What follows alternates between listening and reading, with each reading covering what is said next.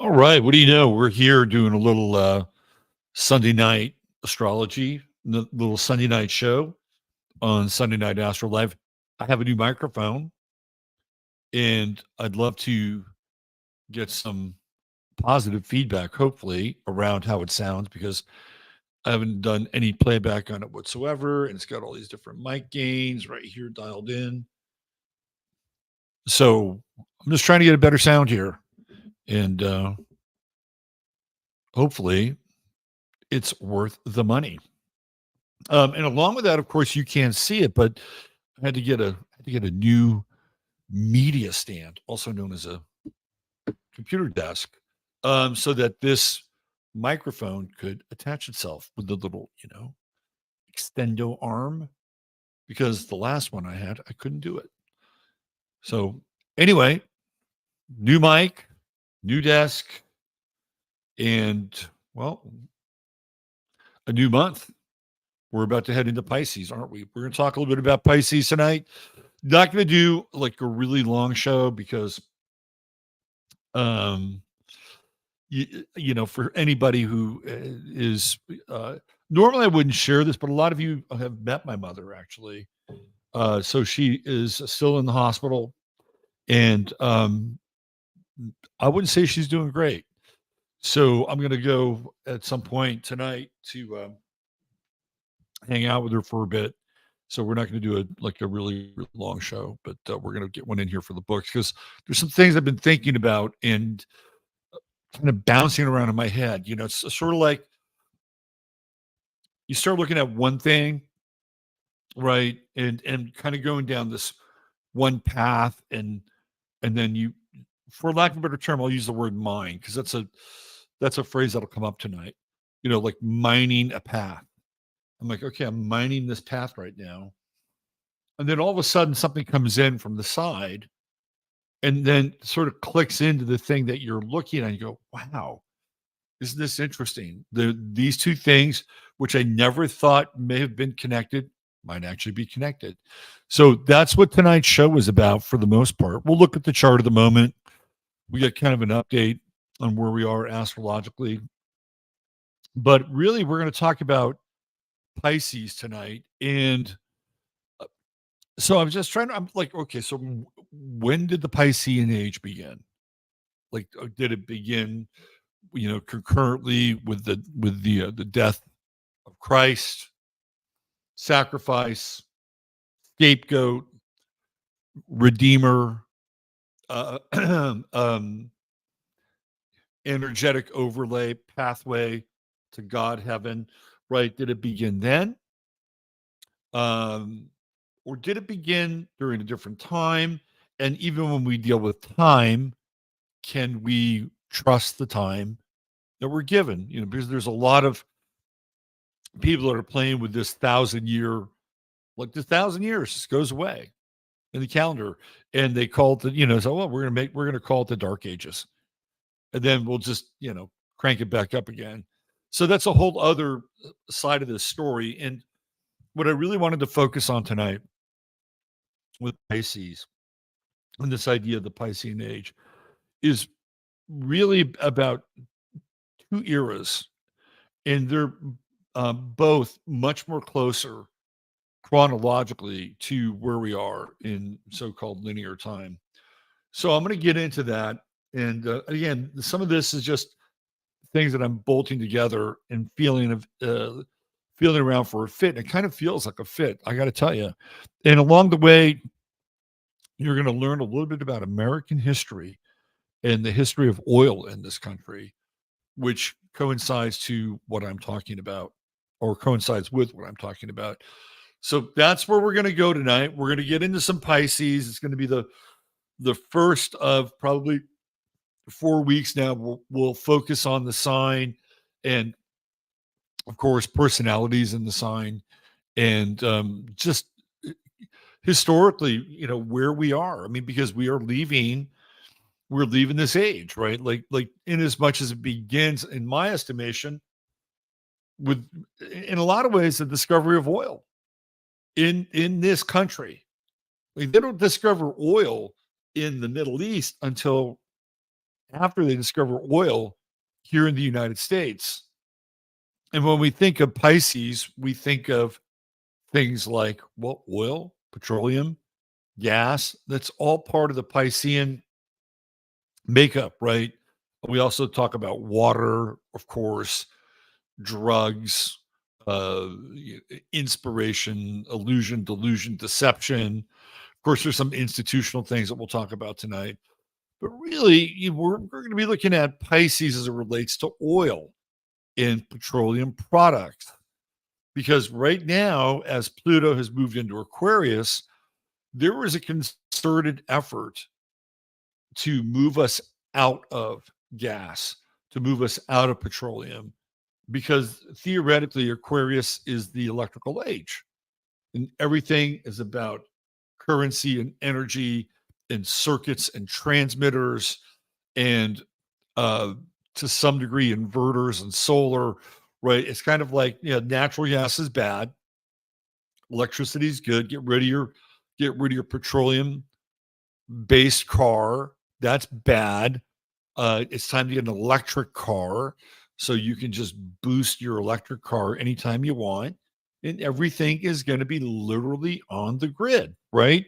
And in a lot of ways, that is very Aquarian. And if we're all on the grid at the same time, that means that we can all be off the grid at the same time. And that, again, is a very Aquarian kind of reality. It's like, well, we're sharing the fact that, well, I don't have any power. You don't have any power. None of us have any power altogether. Hey, we're having a shared experience. We're having a group shared experience. Isn't this fun? So again, this is a sign in a lot of ways that we're moving deeply from Pisces and into Aquarius. But one could make and I'm going to try to do it tonight. One could make a claim that the age of Pisces really starts with the discovery of oil and puts us on that path and puts us on that journey. So we're going to look at some interesting characters, some figures, when the first major oil field is drilled in this country. And then we're going to also go back to that period of time between 1849 and 1851. Hold on one second. I'm about to sneeze. And this is where, so literally I've been drilling down into oil and, doing my best and this all started with H.L. Hunt. And it all started with kind of uncovering the roots of the Kansas City Chiefs. And as I went down the H.L. Hunt rabbit hole, it just got weirder and weirder and weirder. And how this guy becomes so important to everything that kind of unfolds historically in this country as it relates to oil and petroleum. Now, of course, you have the Rockefellers, you have the Gettys, you have a lot of other people, right? But those guys were operating out of places like Pennsylvania, Ohio. They had these kind of eastern finds of these beds of oil. But Texas is this new frontier, right? And Texas is where they find the absolutely largest source of oil in North America, and at one time in the entire world. And even when they discovered the massive oil fields in Saudi Arabia, this one oil field in Texas still outproduced it at the height of its production. That's how big it was, right? That's how big it was. And it sends us on this kind of, on these rapids. Everything accelerates quickly once they find all this massive oil in Texas. And then all the infrastructure in the country begins to sort of be built around it with automobiles and freeways. And, and then we begin to have suburbia and urban sprawl. And, that's a really, really big part of what comes out of the discovery of this one oil field. And of course, the guy who manages it all is H.L. Hunt. So we're going to look at his chart tonight. And the other thing too, this is where this other kind of vector was coming in, and I was starting to really think about these things in a kind of a different way. Was today John Levi did another stellar show, and he was talking about um, sort of the repurposing of the realm, right? The repurposing of the realm, and I think in this one he was talking about prisons and how these prisons all of a sudden just pop up, and they're these huge, massive structures that were built for a time when there wasn't really a population that would support it. So I began to think about this. I'm like, oh, isn't that interesting? Well, prisons are Piscean, right? Prisons are one of those Piscean 12th house institutions. And John has done a couple of other videos, numerous videos actually, where he's looked at sanitariums. All of a sudden these sanitariums pop up and they're huge.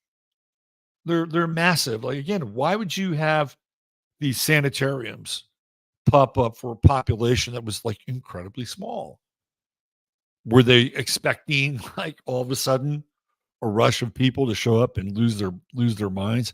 Now, granted, a sanitarium today has kind of a different definition of what a sanitarium was like back in the 1900s. Yet some of those definitions were also the same. So, like the sanitarium could be two separate things. One was uh, a place where people who were unhinged could go. And again, one of the common ideas is that they're all of a sudden people were like, "What is this realm we're in? What is this reality we're in?" There may have been some people who were, again, we're going to talk about something along the lines of a reset, right? That there were some people who might have been there pre-reset, and then they have this after reset reality, and the pre-reset people had to be shuttled off somewhere because they didn't want people talking about what things were like, before they had this reset. Like that's part of the discussion.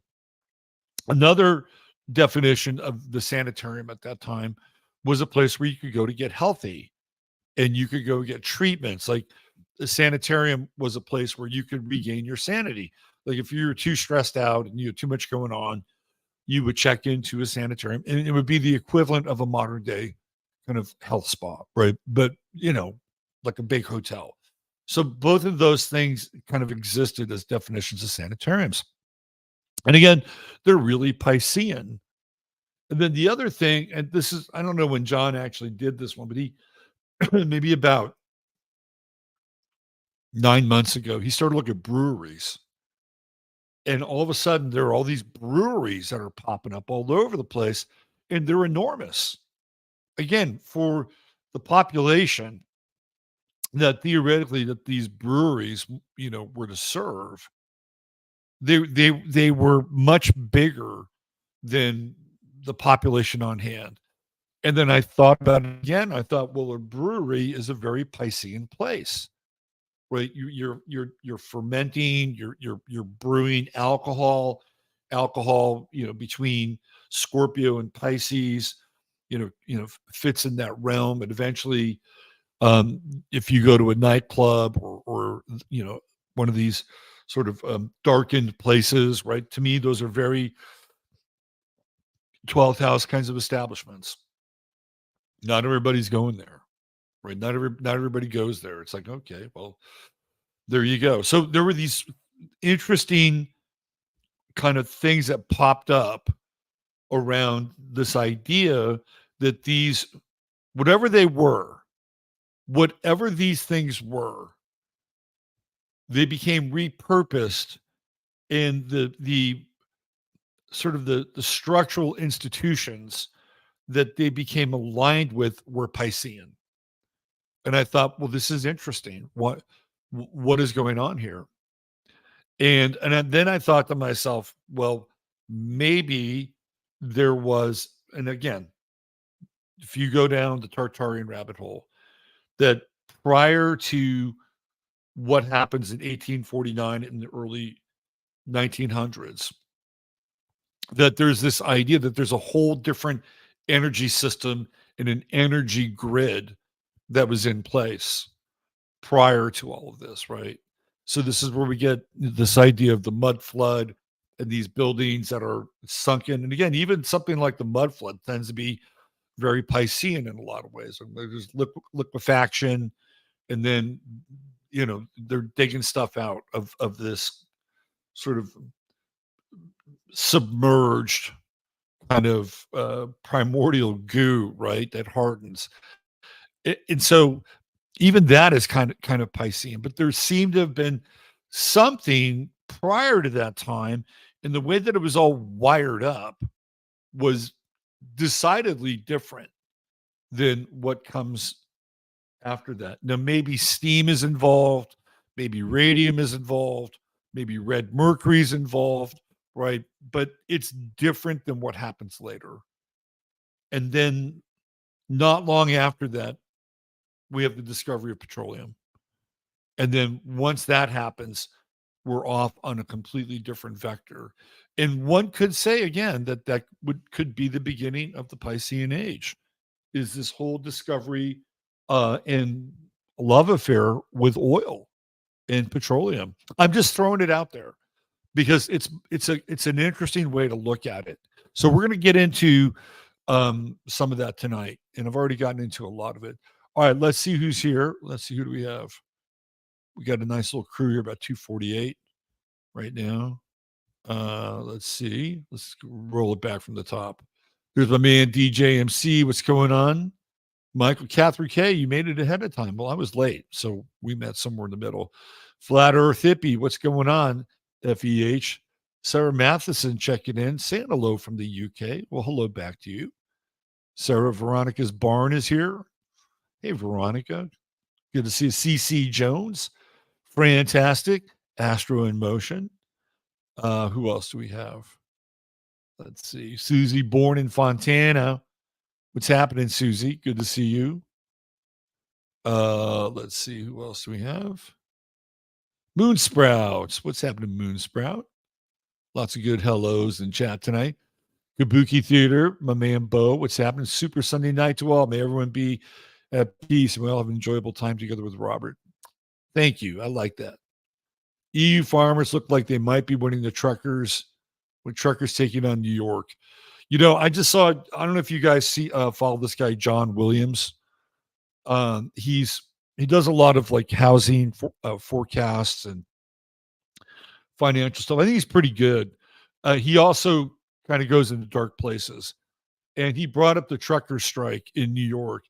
And then what he also brought up is, all these headlines that are coming out of like the EU, and the UN, and they're basically, all these headlines are saying we're headed for a major food crisis, right? So what they're doing is they're forecasting hunger and starvation, right? That's called the Hunger Games.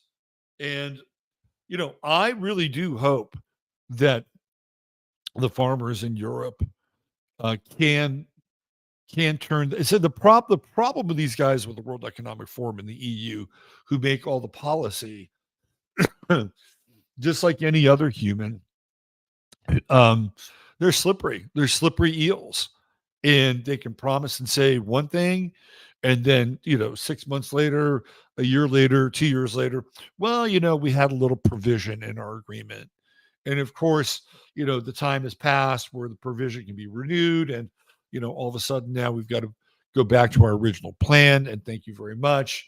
And since you've agreed to this, you can't strike again. And the next time you're on the roads, we get to confiscate your tractor. I mean, shit like that happens, right? So I would like to think that whomever is behind the farmer and the tractor movement in Europe, and if they have any centralized kind of representation, that they got terms and conditions that may have been agreeable to them, more agreeable than clearly what's been plotted out for the rest of Europe. So I'll be interested to see, how that unfolds because they can't really keep trucking, right? They can't really keep tractoring for too much longer because they have to get back to the fields. We talked about this before that this is a really time sensitive um, sort of operation, and they have a window, they had a winter window to do this. So we'll follow that. And then the truckers thing, if you guys aren't aware, right? It actually has to do with Trump, I believe. And Trump was um, hit with another one of these punitive judgments where all this lawfare is coming down against Trump. And he was hit with a punitive judgment around, I think it was the Trump Foundation or anyway, $365 million, which is, Trump may have a lot of money, but if he gets, if he keeps getting hit with these lawsuits and these punitive damages, they're gonna bleed him. They're gonna bleed him out, right? This is all the plan. So apparently, the truckers who believe in Trump and support Trump are as a blow against the empire in New York City. They've decided that they are not going to bring food into New York City. Can you imagine how that is going to go with the migrants? I mean, the migrants are already eating better than a lot of other people in New York City. And what happens when they can't get food? So we're looking at a pretty it's a very Aquarian, right? If you look at these are all very Aquarian measures. Like these strikes are Aquarian. The farmer strike, the tractor strike, the trucker strike. This is all very Aquarian stuff. And are we? Is this? I think it's just the tip of the iceberg, and we're going to see a lot more of this. And especially as AI AI is going to be a buzzsaw. It's going to be a total buzzsaw through the employment ranks. Who was it? Was it Microsoft or Google? Like now you're going to start to see a lot of layoffs in tech. The one area, the one place where it seems to need a number of people to keep things running. You're going to start to see a lot of layoffs in tech, and that is the canary in the coal mine for AI and a lot of these high end machine learning, sort of self replicating, self generating, self aware systems coming into play.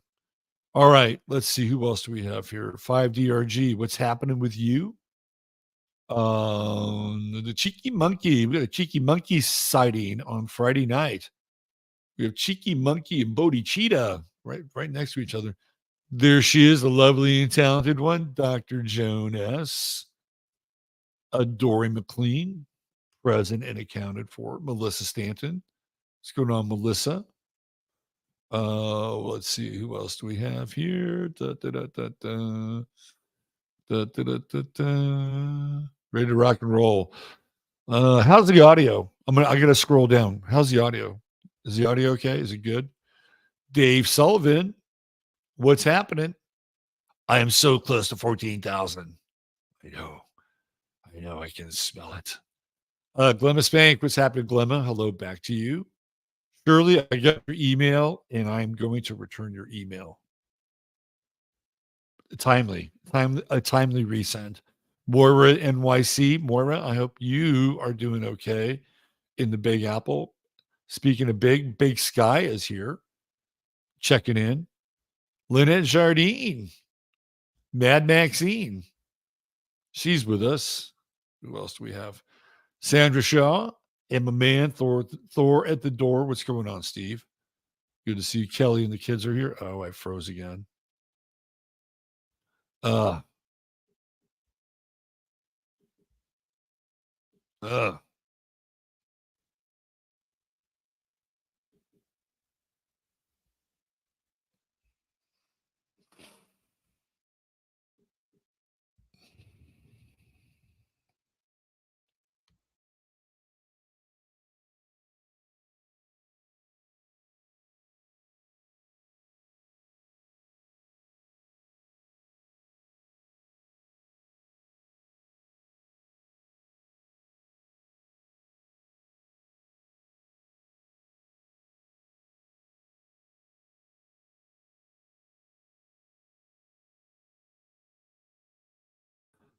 It's never a stream without a freeze. Do you know what I mean? Yes, we're back. Yes, I am back. Let's see.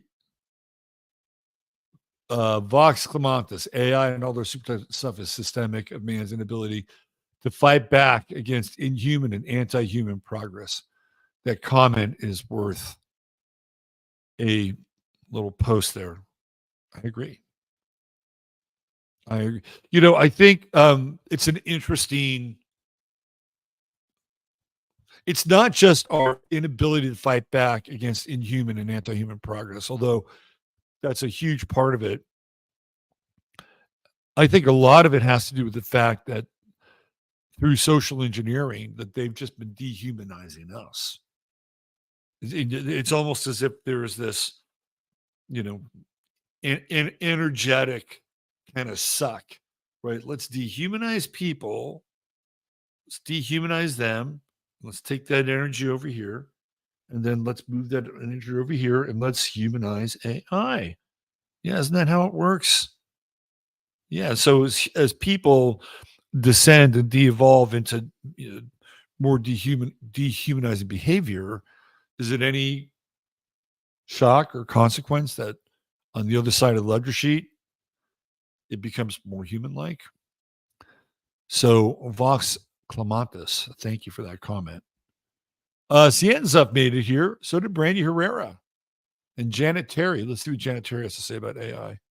I just had a 2-day training on using AI, and much more than we could ever imagine. It scares the fuck out of me. It will take over millions of jobs. Yes, it will. We are just at the beginning of a major uh paradigm. It's not even a shift. It's like an earthquake. It's like a 1906 earthquake times 10. What's going on with SP Dimples? She's jumping in while suffering over a paper. Okay, we'll take a break every now and then.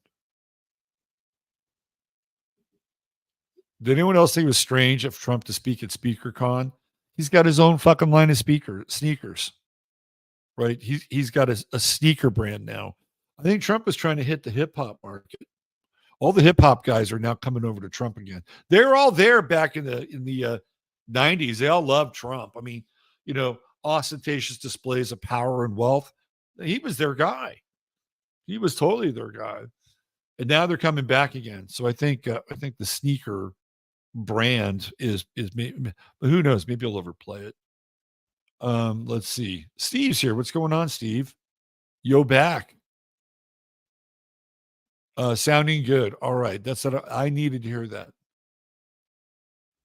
Nora Rashid said, I had a client yesterday that worked for Border Patrol in Texas.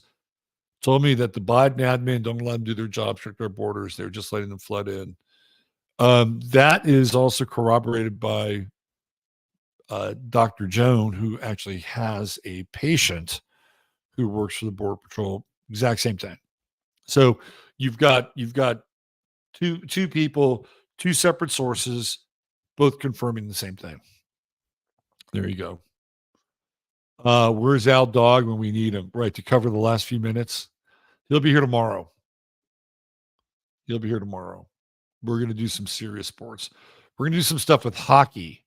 New mic sounds great. There we go. That's what I like to hear. That's what you like to hear too. Let's see. Who else do we have here? We created it. We can take it away. We'll see about that. It'll be an interesting time. Let's see.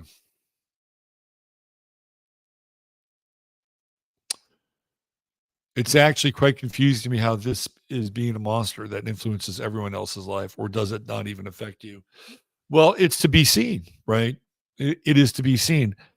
There was this new development with text to video image that just came out where you can basically do your own movies. Like, on the one hand, as an independent creator, you wouldn't like those things. If you're somebody who went to school and studied editing and all the things that go along with it, And of course, as special effects advance and you have to uptrain to do all those things because that's what you were going to do with your life. And for a period of time you've done it, well, you're going to be a lot less relevant. Just the way it is, a lot less relevant. Now, I am of the mindset in terms of technology, and thanks for bringing up that point. I'm of the mindset with technology that what's happening is inevitable. It where this is all going is inevitable, and I think we're all going to have to find our angle of relating with it. Right? That's what it's all about. You have to find your angle of relating with it. And if you are not into it and you don't want to be a part of it, then you're going to have to continue to navigate your life in a direction away from this, right?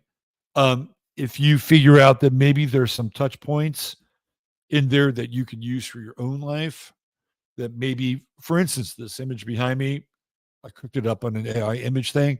It wasn't really what I wanted, but I was trying to get Pisces and Texas and oil and some astrology in, and I thought it's a nice image. I'll use it, right? I'll use it. Now there are other images I've made that I've made on my own, but this is an instance where I could do it. It took me about 20 minutes to get to the right image, and there it is. So I used it. I don't have a problem with it, right? But you know, then again, I you know I did not necessarily pay people to do any of the images or thumbnails for my show, so it's not like I put anybody out of work because of this, and I did this because I used to do them myself. So it's just a matter of me doing it myself again. But I feel like we're all going to have to find that angle of relating, and it's not just AI, but it also has to do with technology and how, again, we're going to have to figure out sort of I've been watching a lot of these. I talked about this last week. I've been watching a lot of these maker channels and people using 3D printers and stuff like that. To me, that's where it's at. Like that's where the cutting edge is.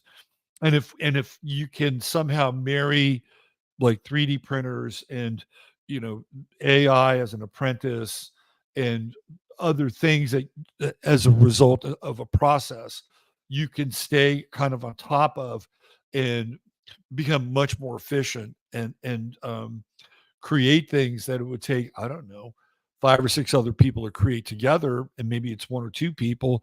I think it's great. And especially if you're looking at opting out of the system and you want to create a small scale community, that you need some of these tools, right? You need some of these tools and you need technology to advance to a point where if you want to be off the grid or you want to raise your own livestock, no matter how big or small, or you want to be able to um, garden efficiently, right? These tools could be very, very helpful, extremely helpful, especially if you need to create anything that would be a physical object that might make your um, your off grid life easier, because that's what you can do with 3D printers. You can create your own parts for things, right? Parts that may not have even existed before. So I wouldn't necessarily say I'm completely neutral on technology, but it's here. And if we don't use it in a way that is, so we can do this here. I just want to get rid of those little ripples. If we don't use it in a way in which, for lack of a better term, we're in control of or we're managing the process, then I think it's problematic. And then I think it's really problematic. Um, and I think that there are scenarios where that can happen. Anyway, I don't want to get too in the weeds with it. All right, why don't we do this? Let's get into some astrology. Why don't we start off with let's look at the chart of the moment. Excuse me. Let's do that. And then we'll get into some of this other stuff that I've been playing with.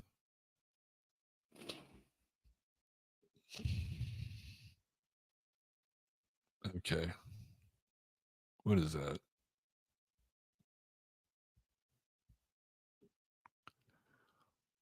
All right, I'm just going to pull this off just in case. Let's do that. Okay. All right, let's get into the chart of the moment. We'll do that. And I don't know if we'll do any birthdays, but it might be interesting. Yesterday was H.L. Hunt's birthday. Whoops. All right, I got to figure out how to use mic now as I type. All right, let's do this. Okay.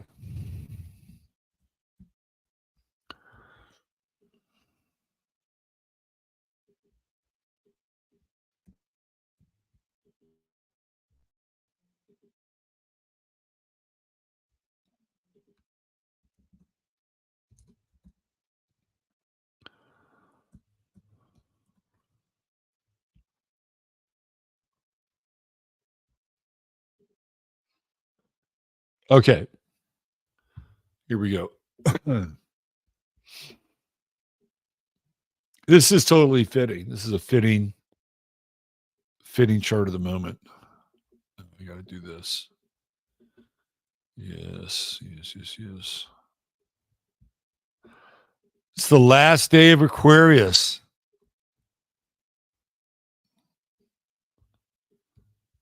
So a hearty, happy solar return to all you fish out there. Coming your way, coming at you. All right, let's do this. Okay, here we go. Sunday, February 18th, 2024, 7:37 p.m. And here we go. There's that sun at 29 degrees, the anaretic degree, which is what we were just talking about. And let's pay attention to the moon. It's at 29 Gemini. So we got a nice, like really nice Gemini moon trying into the sun. We're almost at the same degree, 2953. So it's about ready to flip into Pisces. 2903. Our thoughts and our feelings are electric. They are rapidly reverberating across the internet, the fiber optic wires, the 5G signals. Communication is crisp, it's fast, and it is very ephemeral. You may not even remember what we talked about tomorrow, but that's how it goes, right? This is where we are with the sun. And what's great about this is that we don't have to get attached to anything. And of course, this is right now. Tomorrow, when you wake up, it'll definitely be a moon day because the moon will be in Cancer. And the moon and the sun are moving together, right? So even on Monday, when you wake up and we have the sun in Pisces and the moon in Cancer, you might not have a typical case of the Mondays. Office Space reference. But you might not. You may actually, it may actually feel good in some ways to do something that's familiar, right? Do something that's familiar. And it feels like, I don't know, I'm putting on, a pair of comfortable shoes or, a comfortable jacket that's nice and warm. Like it has that kind of vibe. And we really start off the month of Pisces, even though we have a little bit of a thing going on with the moon squaring Neptune, right? That's here, that's now. But by the time we get into midday tomorrow, it's separating a bit. And I think it's a good keynote for the month ahead. And even as the moon moves into a trine with Saturn tomorrow, right? So I think um, it's a great aspect to start off the month of a new sign. And moon in Cancer, what does it do? It makes sure that traditional values are represented. That's your moon in Cancer, right? God, baseball, America, apple pie, or that's Cancer in general. But the moon in Cancer really has a lot to do with the family and your roots, right? It's all fourth house stuff. So as we move into Pisces, it feels like a lot of those things are going to be prevalent and on the table. So in a lot of ways, this is kind of the anti-AI talk. I mean, in a lot of ways, this is more organic. Not that, well, AI is not organic in the same way as a carbon-based life form is organic, but this is the energy that we're moving into. I think it's a very encouraging energy, by the way. Right? It's a very, very encouraging energy. And when we get into things like Pisces, what are we dealing with? We're dealing a lot of ways with boundaries. You know, Pisces, I love you. You know I love you. I got enough of you in my life, uh, in a good way. And you know that at times you have problems with boundaries and borders and figuring out kind of where to insert yourself or where to put up a line and a demarcation that says, don't pass this line, right? This is part of the challenge that Pisces has because Pisces has this incredible ability to merge, and merge in a very profound and loving way, like really unconditional. And it's that same unconditionality that also makes it a challenge to have boundaries and have borders. But it feels to me like with the moon and Cancer coming in, we're actually it's not as difficult because the moon in Cancer does want borders. The moon in Cancer wants those four walls around the house, and it wants those four walls to be safe. I mean, that is the moon in Cancer. So what are we dealing with in this country and in other parts of the so-called Western world? We're dealing with lack of boundaries, lack of borders, lack of protocol. Those are all very Piscean things, right? This is all. I was watching, who was it? Tim Pool. And I think it was CBS who interviewed this woman who took these migrants in. I think she's lives somewhere in New England. And she's got this Haitian family living with her. And she's just remarking about how great the Haitian woman's cooking is. I'm like, lady, what you got there is you got yourself some indentured servants for a while, right? Oh, we should be more embracing of these people. They have so much to offer. And my, oh my, she's such a good cook. And she just loves cooking, right? I mean, it's like kind of laughable. I mean, it's amazing how unintentionally stupid or ignorant people can present themselves when they're deep in the heart of a virtue signal, right? Because that's what she was really doing. She was deep in the heart of a virtue signal, and it's like, don't you understand what you're doing? You have no clue, do you? Anyway, that's again, what are we talking about here? Well, we're going to bring him in our home. Hey, come on. Oh, and she'd love to start a restaurant one of these days. And, we could really use a Haitian restaurant up here in northern Massachusetts. Yeah, we're a little low on Haitian cuisine in this area. So, but to me, this is good. I mean, and this is good because we're also dealing with that Moon Neptune square. These two things are not mutually exclusive. Like the Moon Neptune square says, hey, our boundaries are fucked. They're fucked. We're having a hard time here dealing with the basic needs of people. And you get that with the Moon Neptune square. Go to New York City, go to Chicago. These cities now are not equipped to deal with the influx of migrants. That's a Moon Neptune square. People are starting to figure it out. And now we have this moon trine the sun tomorrow. Like the moon moves into Cancer, going to move in and trine Saturn. My sense is that on a big picture level, we're going to see a lot more discussion and a lot more action as it relates to, hey, look, we can't do this anymore, right? We can't this. Oh, yeah, but this is we're starting to hit levels that are going to impact our infrastructure. The other thing that I think is congruent with this is that, in as much as our liberal friend in Massachusetts was good and Christian and brought in the Haitian family so she could, have some nice Haitian meals prepared for her, right? In as much as that is happening right now, people are also looking at the prospect of what happens to their homes if they don't invite people in, because that's really what that news report was about. It's like, hey, isn't this great? Maybe you should invite some of our new friends to come in and live with you because they're going to enrich you culturally. They're, you're gonna have some fucking chicken with some interesting spices and cream that you've have you ever had this Haitian food, which is kind of Creek, kind of Caribbean and French. Boy, you're gonna love it.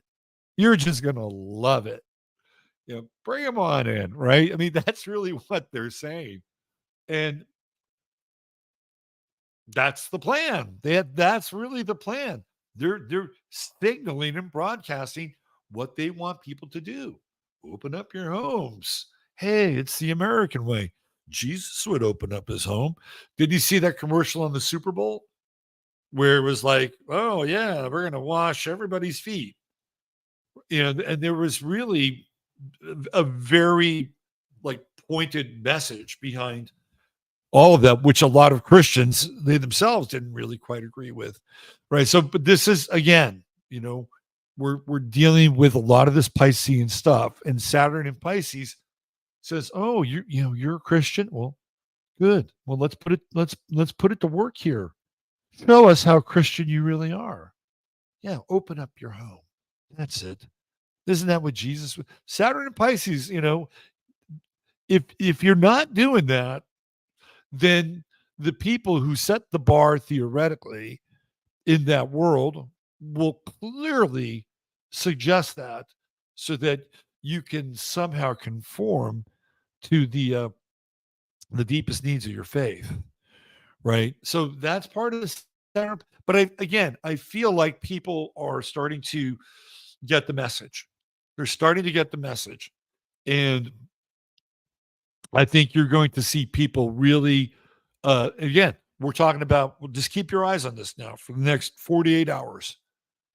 People looking around saying, man, I really need to indemnify my living structure, or I need to figure out, kind of a clause. I need to figure out a clause that can operate as a pause when it comes to people theoretically being asked to share my living space.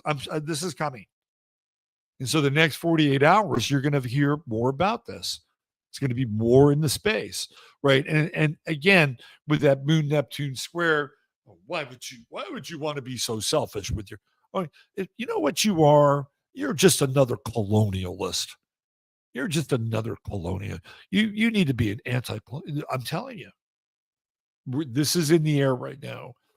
And what I do feel is that people are whenever you get into Pisces, again, the movement is more of like a flow, you know, versus like Aries, which is a jab or a punch, right? Pisces is a flow.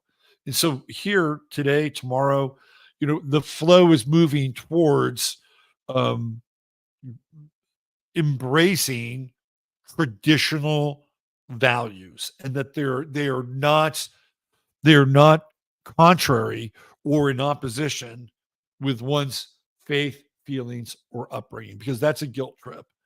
And the guilt trip is in the air. The guilt trip is in the air. And it's in the air. It's been in the air. And we may see even a greater kind of demonstration of the guilt trip. So I really like the energy at the beginning of the week because it does define boundaries. And it defines boundaries because here you have to, because there's a lack of boundaries with the Moon Neptune square, right? So you cannot define the boundary unless you know where the lack of the boundary exists. It's like, okay, here's the line, right? This is the line. Don't go past the line. So I like it, right? And in terms of just your own emotional output, it's okay to be. And I'm going to use a word here that you know may be an affront to some people, but it's okay to be self-interested. It's really okay to be self-interested. It's really okay to make sure that the things that you have worked hard towards in this lifetime are safe. That those things that you have generated a lot of sweat equity in your life, whether it's a home or a 401k or a savings account, or I don't know, you know, 10 pounds of silver, hidden in your basement. It's okay to have those things, right? As much as there is pressure to divest yourself of those things because of whatever so-called privilege, right? It's okay. And this energy at the beginning of the week is really supportive of that. It's supportive of it. It's an absolute like mind fuck, like an incredible mind fuck that most people have been put through to question and value the things that they have worked hard in their life for, right? And to somehow twist those around so that theoretically you feel guilty about those things.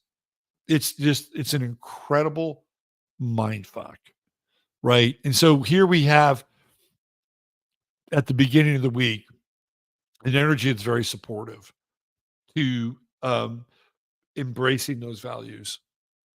And again, it's really family oriented as well. So there's a lot of really interesting family energy in the air at the beginning of the week. If you want charity, if you want to express and experience charity, where does it say it starts at home? This is one of those weeks, right? This is one of those weeks.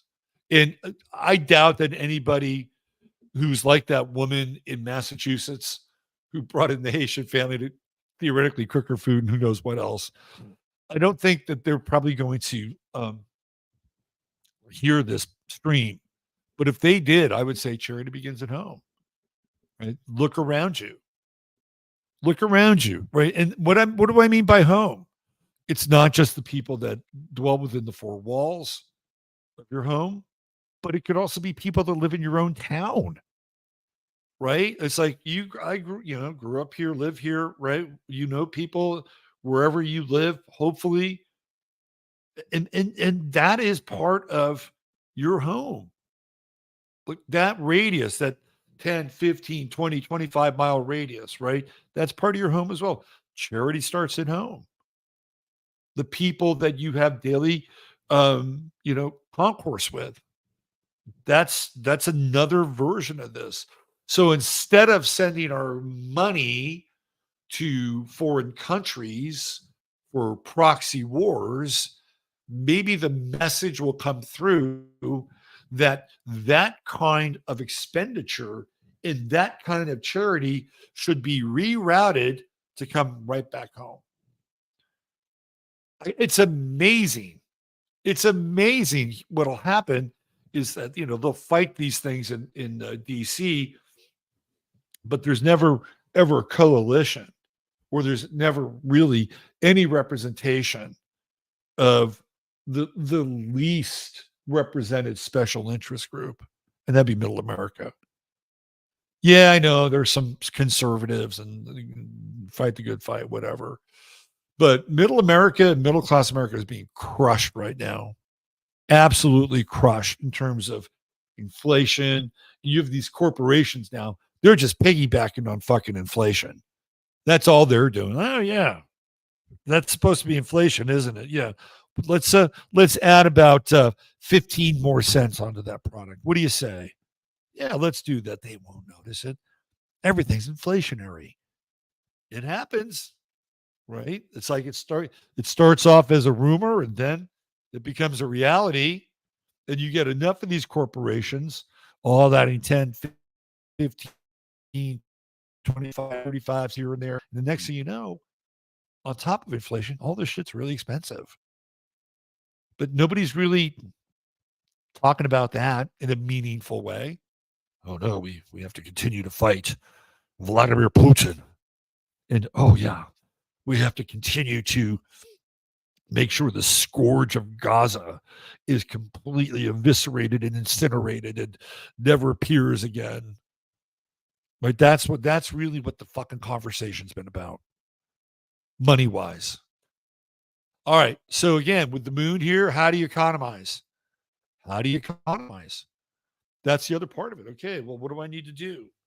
How do I get more bang for my buck? Again, I've talked about this before where, you can do things where you go in with 5 or 6 people and you go to a place like Costco and you get 5 or 6 people together and you buy bulk and then you what? You divvy it up, right? Or there's plenty of different ways you can do that. So this is where this moon is kind of, getting people to think, right? To think about, all right, how do I preserve? Because when you get into Cancer, you're into preservation. How do I preserve my resources? How do I preserve my I guess food would be in there because of resources, money, resources. Just how do you preserve your resources, and how do you, uh, you know, create better boundaries while at the same time opening up to perhaps new possibilities. I just met my neighbors today. Super nice people, right? There they were. They were outside, been here for a while, but I just really haven't had the chance or the opportunity. Walked over and lovely people, right? Really cool. And I'm like, all right, I can kind of roll with this. I like the, and so far, so good, right? We've met a few of these people, and you got to do that. I mean, again, I'm new here, but for some of you people that have been in an area for a while, I think it's really good for you to strengthen those roots and those connections. All right. Enough about this. What else we have here? Let's get into Mars. Good old Mars. We got a Mars Jupiter square. Venus and Mars. Isn't that a Paul McCartney album? Venus and Mars. So Venus is going to creep up on Mars, and we're going to have this Venus Mars conjunction. And man, that'll be really interesting. Under which celebrity is going to announce their sex change with that Venus Mars conjunction? We talked about this on Friday, and it's very, especially in Aquarius, it's super unisexual, super intersexual. Think hair metal bands from the 80s, right? Think glam rock from the 70s. The Venus and Mars together is all about gender bending, especially in Aquarius. It is definitely about gender bending. And as a result here, because Jupiter's moving slower, right? So again, it's squaring Jupiter and it's challenging. When you get into Mars squares, it's challenging. It's like, okay, we're going to challenge some degree of social convention because Jupiter and Taurus is pretty, I would say it's pretty conservative by and large, right? Buy low, sell high. That's a Jupiter and Taurus kind of maxim. So we have these two personal planets coming in and squaring up against it. I think that this could be some major boom and bust cycles right now over the next week.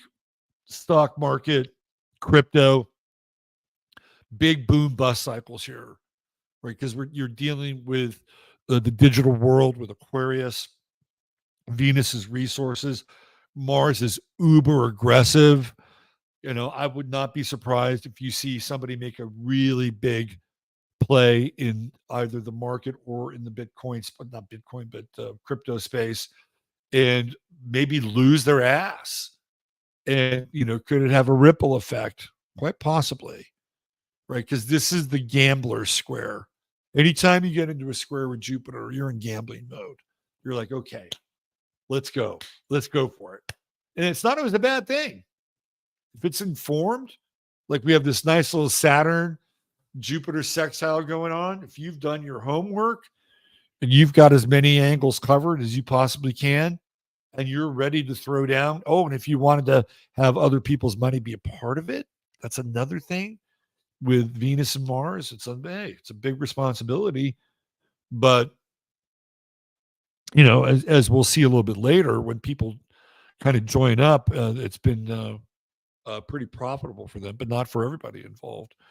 So that could be another part of this. If you have done your homework with the Saturn Jupiter sextile and you wanted to kind of go big here, you might be able to make a lot of money.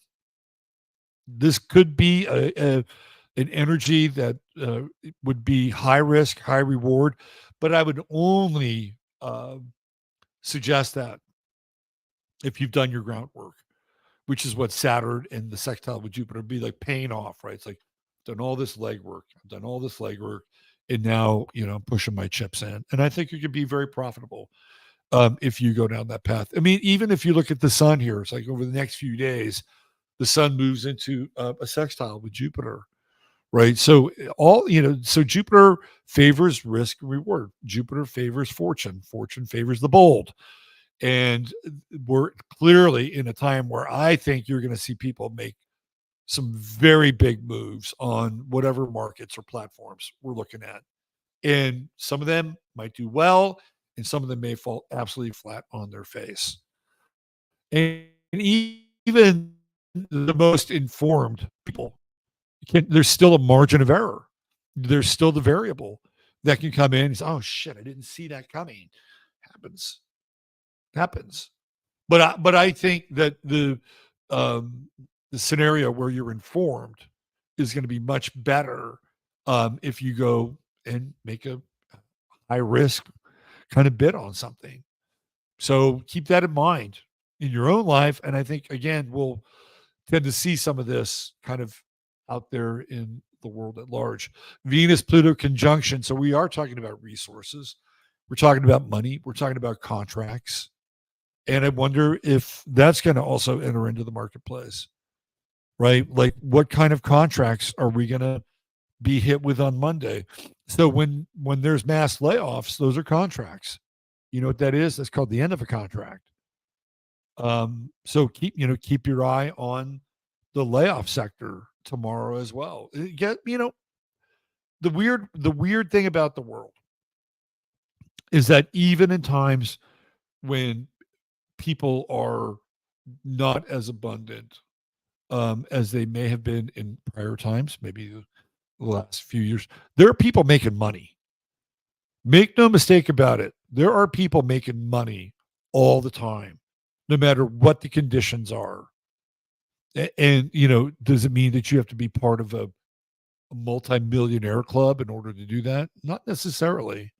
I think if you're smart, you can always be making money, even if you wanted to short something, and you don't have to spend a shit ton of money in the stock market if you're interested in that to short. I mean, that's probably a pretty good bet on a lot of stuff, right? So there are people who do make money even when it looks like, wow, nobody else is getting rich. No, there are people always improving their wealth, and this is kind of one of those interesting times. A very, very interesting time. And I'm not even really that opposed to that Venus Jupiter square. I feel like if we started to get in some bad angles with Neptune, that might be a bit trickier, but we're not going to get into a bad angle with Neptune until the moon goes into Virgo and we get into an opposition. Yeah. I think we're good there. What else do we have? We got squares going on with Uranus. Let's see. Mercury-Uranus square. When I look at Mercury-Uranus squares, usually if people have them in their chart, they're kind of ahead of their time. they'll have ideas that just aren't ready to be hatched. Um, that's a challenge with the Mercury Uranus square. It's almost like also on a mental level, you're trying to ground this current, right, with a Mercury Uranus square. It's like a lightning rod in some ways. You have to kind of ground this overstimulation with a Mercury, and it's very, very disruptive, super disruptive. So we have some of that going on right now. Um, it's close now. Mercury's going to begin to separate here. So this is shocking information. This is shocking information. So by the time, but tomorrow we're at 23, 19, 4 degrees. It's still in that Mercury Uranus square. So again, Monday news. They always start the news week off with something interesting, don't they? So look at shocking information, um, tech, tech, uh, something big on either Wall Street, crypto, that world, right, and housing. So this is going to be a theme that starts the beginning of the week, just on a general level. This is the theme. We still have the True Node and Chiron in conjunction. That True Node and Chiron conjunction was happening on the Super Bowl. I mean, that wasn't in no, really the shooting in Kansas City when the Chiefs had their Super Bowl celebration. I think it's really really fascinating, right, that they have this thing happen, and usually when they have an event that looks a certain way, you'll have a bunch of people line up, and of course promote this idea that guns aren't safe and we need to abolish the Second Amendment or do whatever, right? Like that is kind of a national pastime. If there aren't any weird variables with the event, if there's weird variables, you'll see like this disruption happen very quickly, and then all of a sudden you see people shut up because they what happens is that the social engineers have a much harder time promoting that event or using that event to promote awareness around certain things because it doesn't line up in a way that, for all intents and purposes, allows them to push the narrative, right? So, what did we have? We had quote unquote juveniles. Well, how old were the juveniles? 17, 16, 17? I guess that would be the definition of juveniles. They had three juveniles. They let one go. So they have two juveniles under custody, and they don't have any. They're not gonna. They're not gonna. Share their names because, of course, they're juveniles. But we've seen pictures of said juveniles who had their hands behind their back with cuffs, and they fit a certain demographic. Sorry, I'm just being a witness. So usually when that happens, then the narrative is dropped, right? And that whole thing with these guys having a beef or whatever, right, is like, wow, okay. So what do you have? You have kind of Chicago style violence happening at a Super Bowl. Now, there was this other guy that they had arrested and they let him go, right? And supposedly this was the same guy that was connected to an explosion at a hotel in Fort Worth in January. And I showed the picture before. I showed it, I think, on the Friday show, if I'm not mistaken. They let that guy go, right? And then and what about the guy that tackled the guy that? I mean, it was just fucking weird. The whole thing was weird. And it was really, in a lot of ways, I think, a way to take advantage of this True Node and Chiron conjunction in Aries and deal with things like guns and the Second Amendment and how, as a people, we're vulnerable at the height of a, nice, wholesome social celebration for the team that took home the Lombardi trophy. And oh my God, we got to do something. We got to do something about this. Didn't work out that way, right? This is part of Pluto's story right here. That's part of Pluto's story in Aquarius. The things, I've talked about this before, the things that are supposed to go in a certain direction usually don't go in that direction. They go in a very different direction. And then as a result of that, people go like, whoa, whoa, do you see that? Do you see that? Did you see that? Yeah, I saw that. Yeah, that's weird, isn't it? Yeah, it is weird. That's wow. Like this whole thing with Fannie Willis. I'm telling you. Do you think when they sat down in Georgia and said, look, we're going to get Trump and we got this RICO strategy that we've been using against these hip hop guys and these gangbangers in Georgia. And Fannie Willis knows about it, although she's been also instructed. Let's use Fannie. She'll be the crowbar here.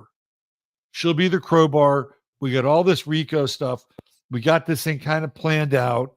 We'll indict all these people along with Trump, and this is where we're going to get them. We're going to get them. We got this thing lined up, right? And you have all these people going out there and testifying, and Jenna Ellis, oh, I'll never do it again. I promise I'll never do it again. Right. And then all of a sudden, what happens? Looks like Fannie Willis may not be the best person to do this, right? And we just saw a couple days with her in the stand, which was kind of, oh my God, right? Really? This shit's happening? This shit is going on right now? This is the person who has been put in charge of prosecuting a president of the United States of America? Pluto in Aquarius is going to be the gift that keeps on giving. I swear to God. I swear to it. It's like, okay, here you go. It's to me, it's the great leveler. The Aquarius is the great leveler. And I've given this here we'll get out of here for now. I've given this analogy with Aquarius before, right? So when you go into like the court, and I'm not talking the court like a judge court, but like a court with the king and the queen, and then you had all the people in the court, right? In that realm. So the king is Leo, right? The queen is Leo. So the king and the queen, and they're Leo, and they represent the solar logos as it descends into the rulers of a kingdom and queendom, but mostly kingdom, right? And as a result, they are beholden to the people and to uphold the power of the solar logos. But we know that's not always the case. Anyway, then you have the court jester, and the court jester is Aquarian. He is the fool. He is the Aquarian fool. So when you look at the fool in the major arcana in tarot, right, it is the 0 card. So it is a card that is the 22nd card of the major arcana, but is also the 0 card, and it is Uranian. Right? It's not Aquarian, it's Uranian. The Aquarian card would be the star. The fool is Uranian. And the fool is there in the court to keep the king humble.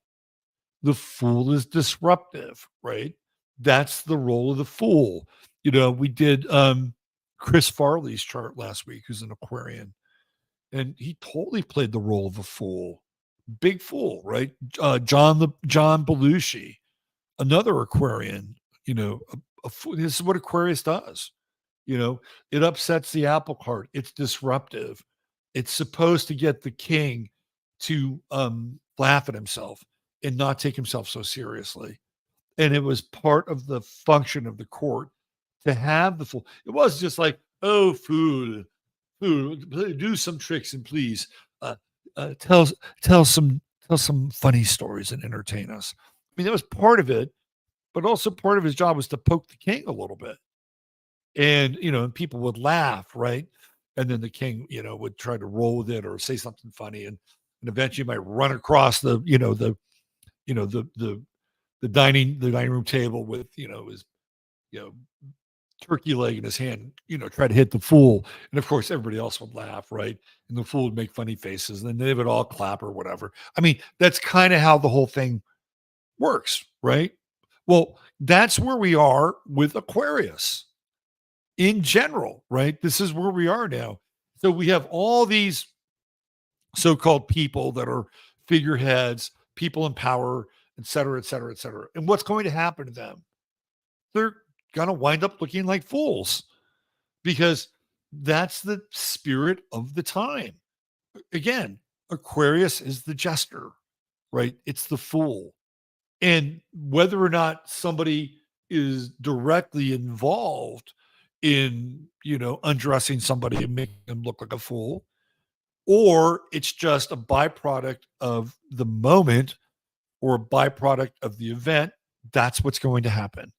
So what we saw with Fannie Willis was pretty foolish, right? Like, oh my God, what is going on here? And I, made this comment that it is not uncommon. What you're seeing on Fannie Willis's watch is not uncommon.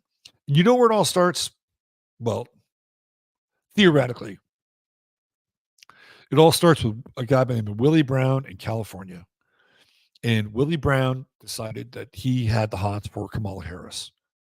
And when Willie Brown took Kamala Harris under his wing in California, he opened up the political world to her and all of his connections in San Francisco, all the big money backers, right? Kamala Harris went from being, the DA in Oakland to going over the bridge and, making the society pages in the San Francisco Chronicle on almost a weekly basis.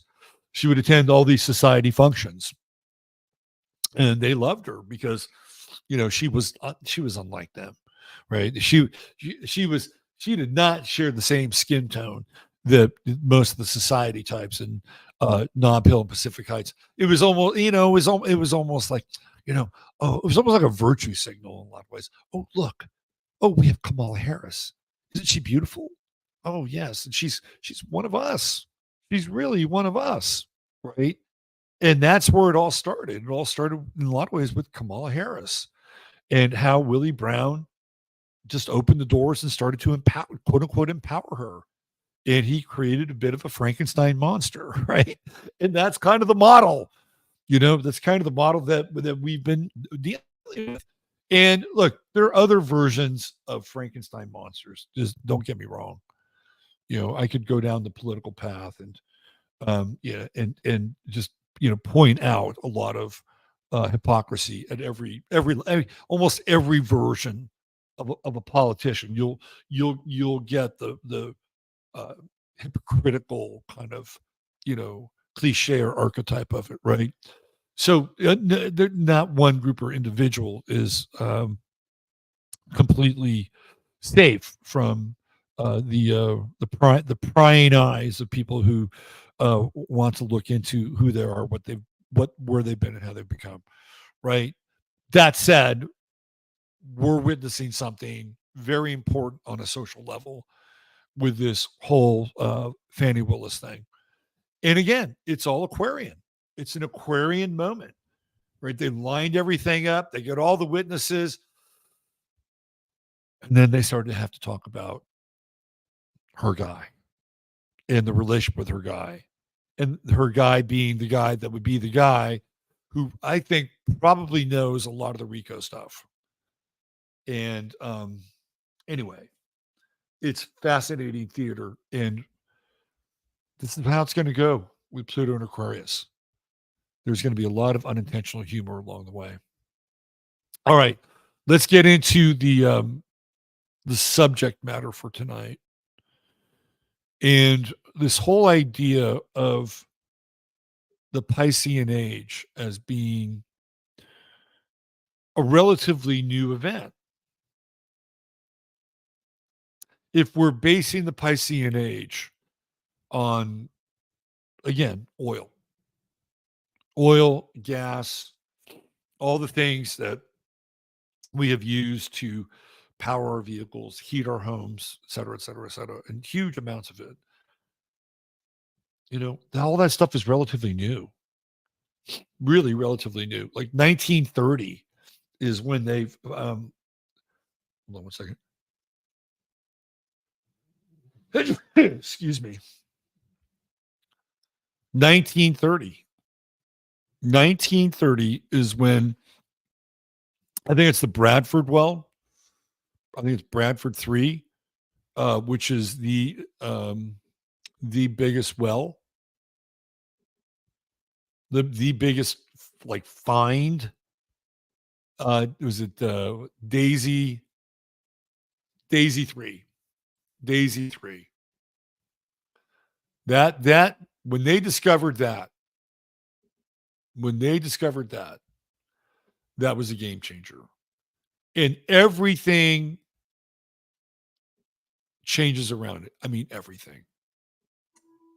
Our cars, our cars, our how we build societies. Hold on one second. Everything changes.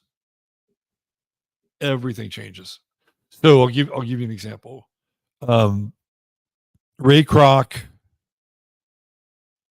who founded McDonald's, he knew that the future of McDonald's was linked to freeways and cars. He absolutely knew that 100%. And so as McDonald's grew, he wanted to make all those McDonald's as easily accessible to highways as possible. So whatever you think about fast food, it's become part of the culture, and it becomes a part of the culture in large part due to petroleum and oil and gas and cars and convenience. So this is one of the things that big oil sets up, is this idea of convenience. All right, so I'm going to do this. This is the day. This is the day when everything changed. All right, I'm going to bring this up here. The great thing about this is that they know that they know exactly the time that this well hit. So we get to see the chart.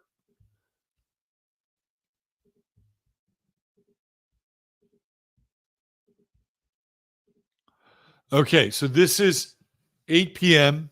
and it's October 3rd, 1930. And it's in Henderson, Texas. And the story behind this chart is that there is a guy by the name of Dad, D-A-D, Joyner. His real name was Columbus Joyner. And we're going to take a look at him after we take a look at this, because he's the guy that is responsible for ultimately drilling down and finding this massive oil field. So I want you to pay attention to a few things here, because it's going to show up in some other charts that we see. First of all, where's the true node? It's in Aries.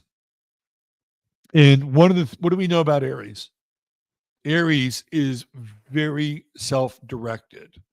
And we have Uranus in Aries, although it's retrograde. And we're looking at a period of time here that is all about individualism. Like, these guys are wildcatters, and the story of how these people show up in Texas. And when you look at pictures of the cities that aren't even there anymore, there was this one city called Texona.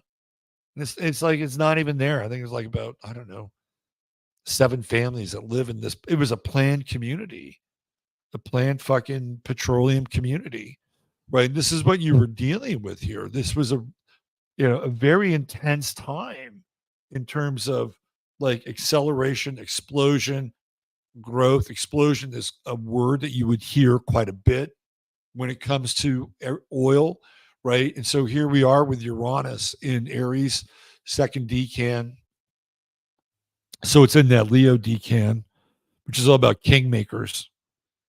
And it's an explosive time. Look, Uranus squaring Pluto. And this is one of the things that will happen ultimately with a lot of these wells. They are going to become incredibly dangerous, and they'll burn entire towns, right? So again, you just look at the energy around this that's going to generate. So pay attention here, though. Jupiter, Pluto, and Mars, right? Jupiter, Pluto, and Mars in Cancer.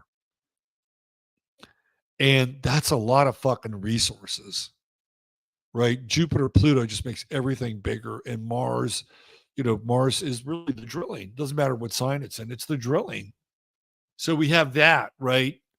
We have that. And what's interesting here is the moon is at 29 Aquarius, and it's in opposition with Neptune. And we know that Neptune rules Pisces, right? Totally rules Pisces, even though it's in Virgo. And by the next day, when the moon moves into Pisces, right? It's at 2907. It's super, super close, right? 2907. The moon moves into Pisces, that right, that they're going to kind of sit on the discovery of this well, because they're not going to want a bunch of people, but eventually it happens very quickly. So the very next day that moon is in Pisces, right? So we have this, and it again, right? It's opposing Neptune. And what are we talking about here? I'm using this day and this period in time as kind of the beginning of the Piscean age in a lot of ways. You know what I'm saying? This is, and I know it's a stretch, but just kind of roll with me here. Roll with me on this one a little bit. Now, there have always been drugs in the world. There's always been drugs. But drugs take on a much larger role in the 20th century. Huge, right? On an individual level, on a collective level. And prior to, like, there's, again, drugs have always been around, but not at the level that they've been so ubiquitous. And when we look at things like drugs, whether they're illicit drugs or whether they're pharmakia, that's all Piscean. Those are all sort of the sacraments of a Piscean age, right? So, and again, the 20th century is, deep in the heart of all of that. And one could actually make a case in a lot of ways that the proliferation of drugs, and even to some extent alcohol, is also very much connected to the discovery of oil and petroleum. Now, remember, oil had been around. It wasn't like they just found it in 1930. You go back and you look at, that's how, the Gettys and all these people made their, they made their coin, right? Extracting oil from Pennsylvania, Ohio, Indiana, right? Virginia. Like, these are big oil areas. So of course we have things like cars and, oil's about to defeat the steam engine. So I'm just looking at a later chapter or latter chapter during that period of time. You could go back to those early wells. You could say, well, this was really the beginning of the Piscean age. And I wouldn't have a problem with that, right?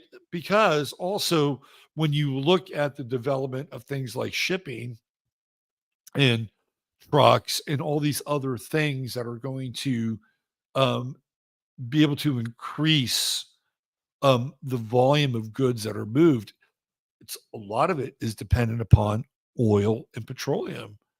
So when you have, like, the movement of alcohol, from one place. Of course, trains have played a huge role in that over time as well. We don't want to keep trains out of the discussion, but again, right? Alcohol is very Piscean, and what do you know? We have the proliferation of alcohol through the country, and it is aided and abetted by what? Vehicles. You have trucks that can deliver things like beer, or trucks that can deliver, um, you know, bottles of alcohol, right? That's just a fundamental um, exposition or fundamental example, right, of how one part of this whole idea of Pisces is connected to another idea of this idea of Pisces, and they work together. So we could, if we wanted to, go back to those early discoveries of wells, but I just wanted to use this one in Texas because it's huge, right? It's a massive, massive well, and it's a not just a massive well, but it's a well that changes the course of history, and I'll share that with you, right? So, who is the guy that discovered this well? All right, I'm going to show you.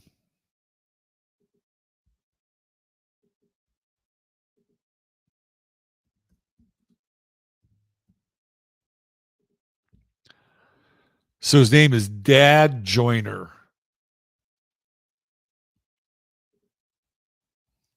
Hold on a second. Where are we? Dad Joyner. And as I mentioned previously, his name was Columbus. His first name was Columbus. So here he is. And this is one of the most famous pictures when it comes to oil. And I'll show you why. So this is Columbus Marion, Dad Joyner, right there. And then this is this guy, Doc Lloyd. That was his geologist. Doc Lloyd was, I believe, a dentist by trade, but somehow he became self taught in the field of geology. And he was convinced that this one area of Texas, this Hendersonville area, was home to an absolutely massive oil field. And he was right. He was wrong about a lot of other things, but he was right about this. Right there, right there, this is H.L. Hunt. And H.L. Hunt would ultimately buy out Columbus Marion, Dad Joyner, from all of these wells in this area for about $1.1 million, which at the time was an incredible amount of money. Incredible amount of money. But what Hunt would get out of it would be even more. Okay. So what's interesting about Joyner is, what's his sign?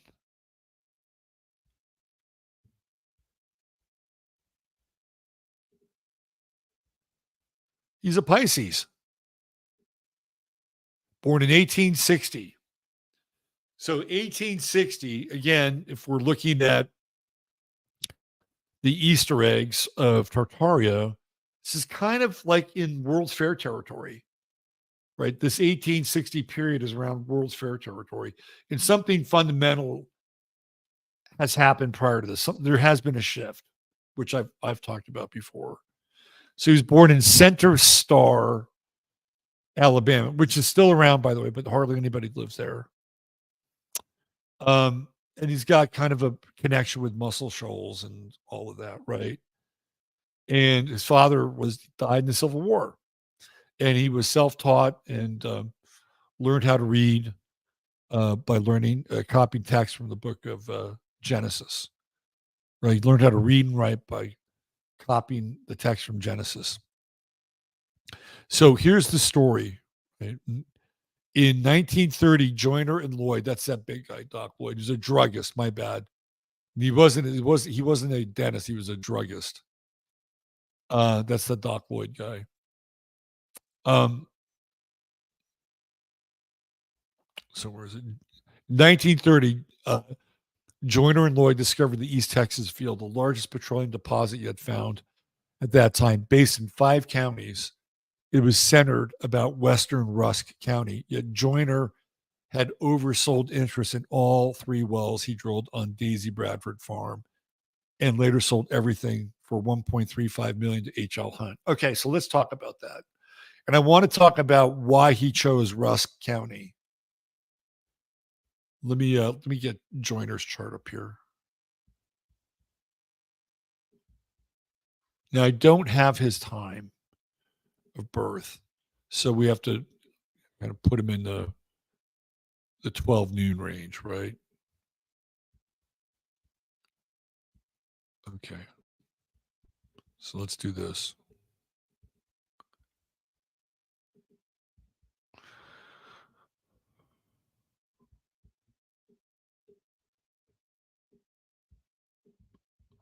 All right. So this is Dad Joyner's chart with a noon time. So what do we see, right? We see Sun and Neptune in Pisces. Well, he's going to be a shady motherfucker because what he does is he doesn't have the money to finance all this drilling. So what he does is he oversells shares in all of these wells. And who does he target? He targets older women who are widows. Now, where have you heard that story before? You heard it in the movie The Producers with Mel Brooks and Gene Wilder. Where do you think Mel Brooks got the idea for basically financing a Broadway play that was supposed to bomb, and the people that the corrupt producer played by Zero Mostel, who to go after? He would go after these older women who were widows. Mel Brooks took the idea of The Producers from Dad Joyner. That's where the idea for the oversell the shares. And now Dad Joyner, like he was like, fuck it, I'll figure it out if I wind up getting the oil. Right? Like he was not a very principled man, but in that world, being principled was a strike against you because you were dealing with many other unprincipled characters. So you had to maintain a modicum of loyalty and trust on a business level, but at the same time, you also had to be willing to be mercenary. And this is what he did. But he's driven by oil, right? He's driven. Like the Sun Mars square is driven. The Sun Neptune square is driven, but there's also a high degree of the con man in Dad Joyner. But there's a story about him where he had spent all of his money on this one oil find, and he just missed out on it. Right, he just missed out on this big oil find, and he was penniless, and he was in Galveston. And this is the story. Like this is part of the legend. And he was penniless, and he was in Galveston, and he was about to commit suicide, and he was down by the water, right? He was down by the ocean, which was Piscean. And he has this dream, which is again Piscean, right? So he's a Pisces, he's down by the water, he's in Galveston, he's in the gutter, right? That's another Piscean trait. Like you're either in the gutter or you're in, you're in the heavens, right? Pisces has that, kind of wide aperture of duality. So he has this dream, and in the dream, a voice or something comes to him and says, "You will find oil in Rusk County." Nobody had found oil in Rusk County. But he was so convinced of his dream that he set out from Galveston and he walked to Rusk County. I got to tell you, that's a long fucking walk. But he figured it out along the way. He figured out that that was going to be what he was going to do. And eventually, that's what he did. And they made a lot of mistakes along the way, but they hit the big one. They hit the big one on Daisy Bradford's farm. And so he had to like write her a letter and say, "Hey, look, you really, should be thinking about not just having a farm and raising cattle and all the things that you've been doing for a while, but, lean into the future, Daisy. The future needs you. It needs your farm." That's how he convinced her. I don't know what she got out of it, but that was private property, right? So he oversells all these shares. And then H.L. Hunt comes in and bails him out, right? Because now all of a sudden, he doesn't have any theoretical fiduciary agreement to all the people that he fucked over. And now Hunt says, "I don't have to honor your contract. Your contract was with him. And since your contract was with him and he doesn't own the wells anymore, then your contract is null and void." That's pretty much what he did. And he promised Dad Joyner that he would take care of all this, right? He would take care of it all. Yeah, I'll take it, meaning that if somebody wanted to threaten Dad Joyner's life because they had invested in his wells, that H.L. Hunt would do what he needed to do. Whatever was done, whatever needed to be done, he would do it. So if he needed to threaten somebody, he would do it. Right. So this guy's got a very interesting chart, especially when it comes to the sun and Neptune and Pisces and the whole idea of being down and out and penniless, penniless in on on the shores of Texas, right? Penniless. And he has a dream. Go find the oil in Rusk County. Anyway, he also has Mercury in Aries, so he's going to be kind of dauntless. And he's a gambler, right? There's that Mercury Jupiter square. He's a freaking gambler. And guess what he'll do? He'll promise more than he can deliver. Hello, Mercury Jupiter square. And he doesn't care. He just needs to get what he needs, right? And he's got this Moon Jupiter trine. Boy, he could sell some shit with that Moon Jupiter trine. Get people emotionally involved. Endless enthusiasm, boundless enthusiasm. Then he could bring out his overweight geologist and bring out the maps and everything that looks like incredibly high tech at the time. Kind of dazzle people a little bit. This guy is an interesting character. Trudeau in Aquarius. So what do you see him there with? You see him there with a team, a group, right? He's the guy that drills it out. Ultimately, he's not the guy who winds up buying it. Who buys it from him? Another Aquarian, H.L. Hunt, whose sun sign is at 29 degrees Aquarius. The dreamer of Galveston. It's almost like he was on a pilgrimage, right? So, that's really what this thing kind of amounts to. He has a dream at the edge of the ocean, a man who's about to end his own life. And somehow, somewhere in his dream space, he has a vision of Rusk County. And like any other mad prophet, somebody possessed by a vision. Foot by foot, step by step, he walks his way to Russ County.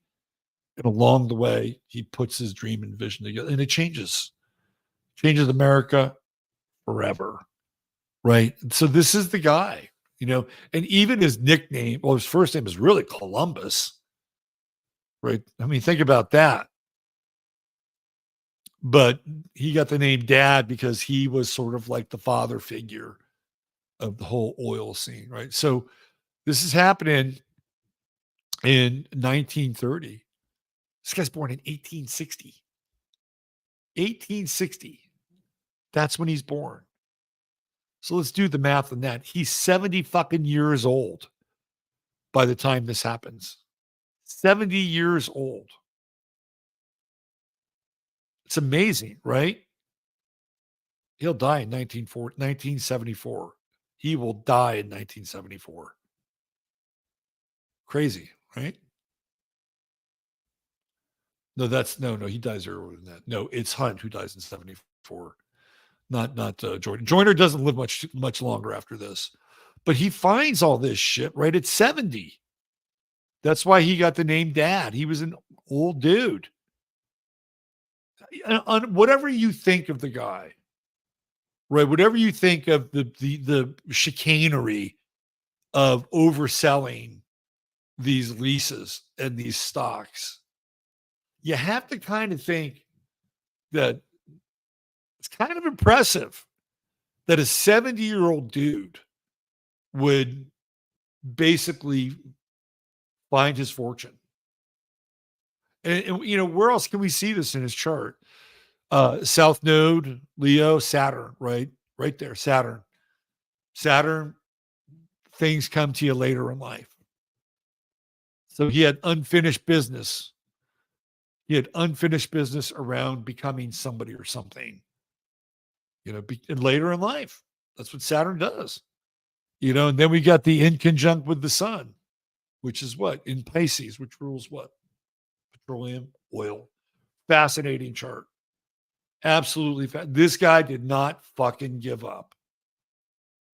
He didn't give up. He may have screwed some people over along the way, but he didn't give up. Now, at the time of his death, I think his family was said to have maybe $3 million or something like that, which was that time was a lot of money. But he didn't have H.L. Hunt money. He did not have H.L. Hunt money. So let's look at this. Let's bring another chart in here. The stop share. And he passed away in 1947. So it would be 17 years after. He was 87. So it's Hunt who passes away in 74, which is the inverse of 47, ironically. Okay, so let's do this. Let's do a little Dad Joyner and Daisy, the Daisy Well. Okay. So I got two of these. This one and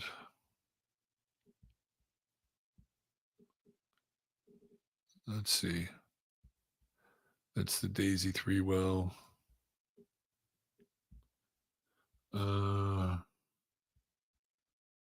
We did that one. Where's the one with Hunt? Daisy Joyner, Daisy Well with Hunt. Yeah, that's not. I'm trying to make sure I have everything. Yeah, that's the mind blower. Okay, let's do Dad Joyner and the Daisy Well.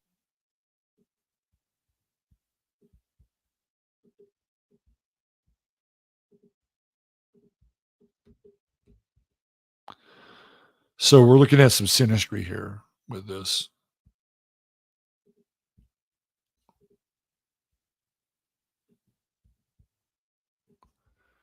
And away we go. All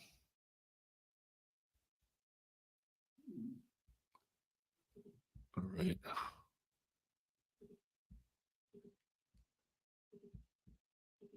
Okay. When I look at this, I'm like, of course.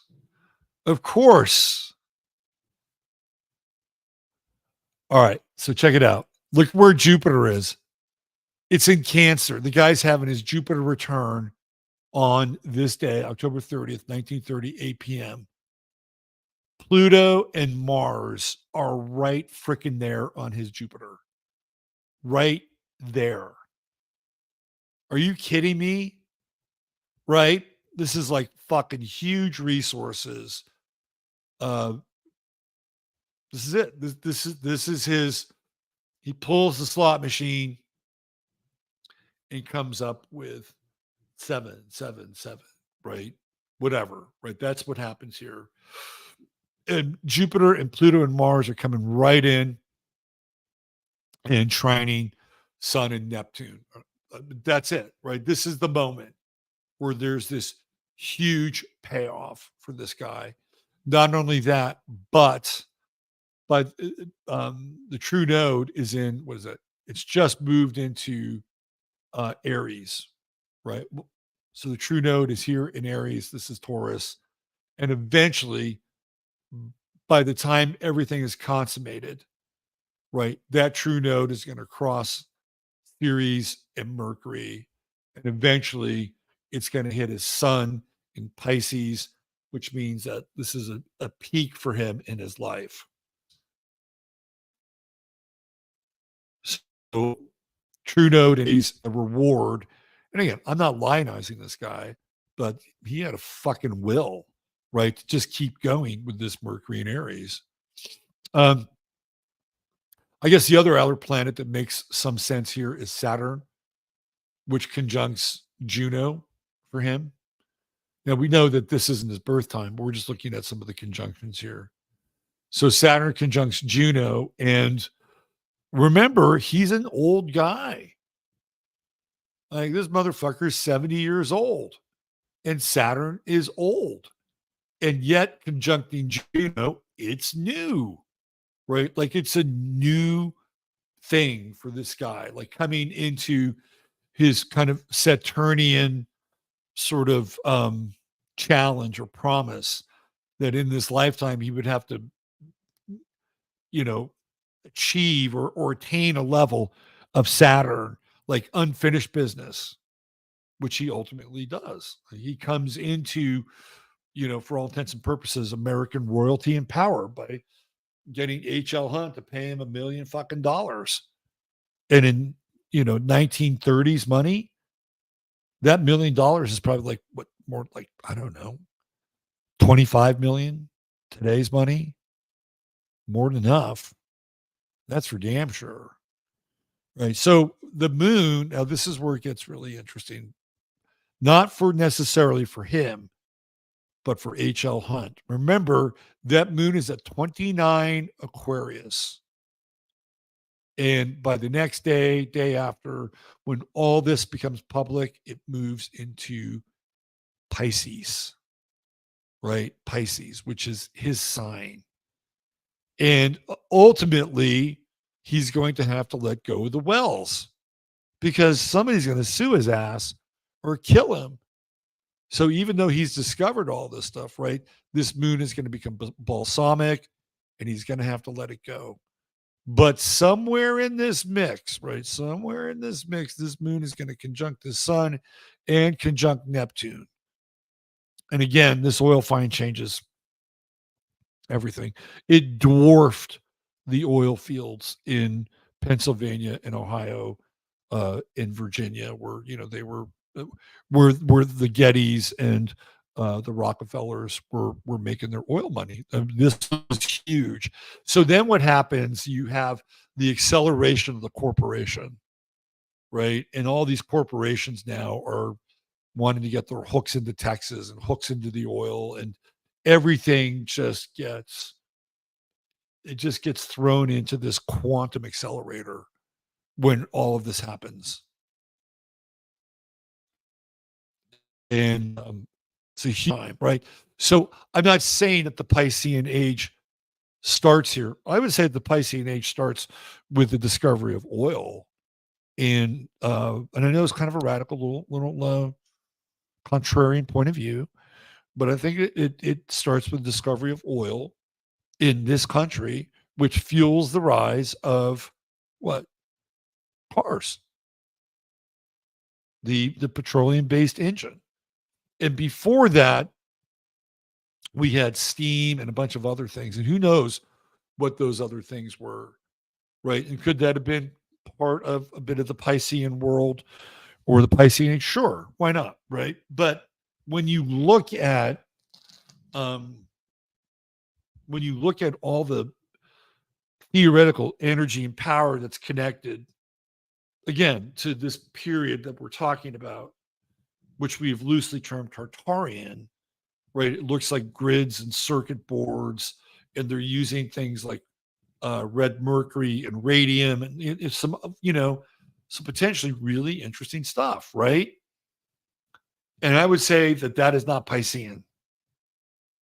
It's not Piscean. Although when you look at star forts, um, which are on the water, right? I don't know what you would call it. I'm not sure you'd call it Aquarian.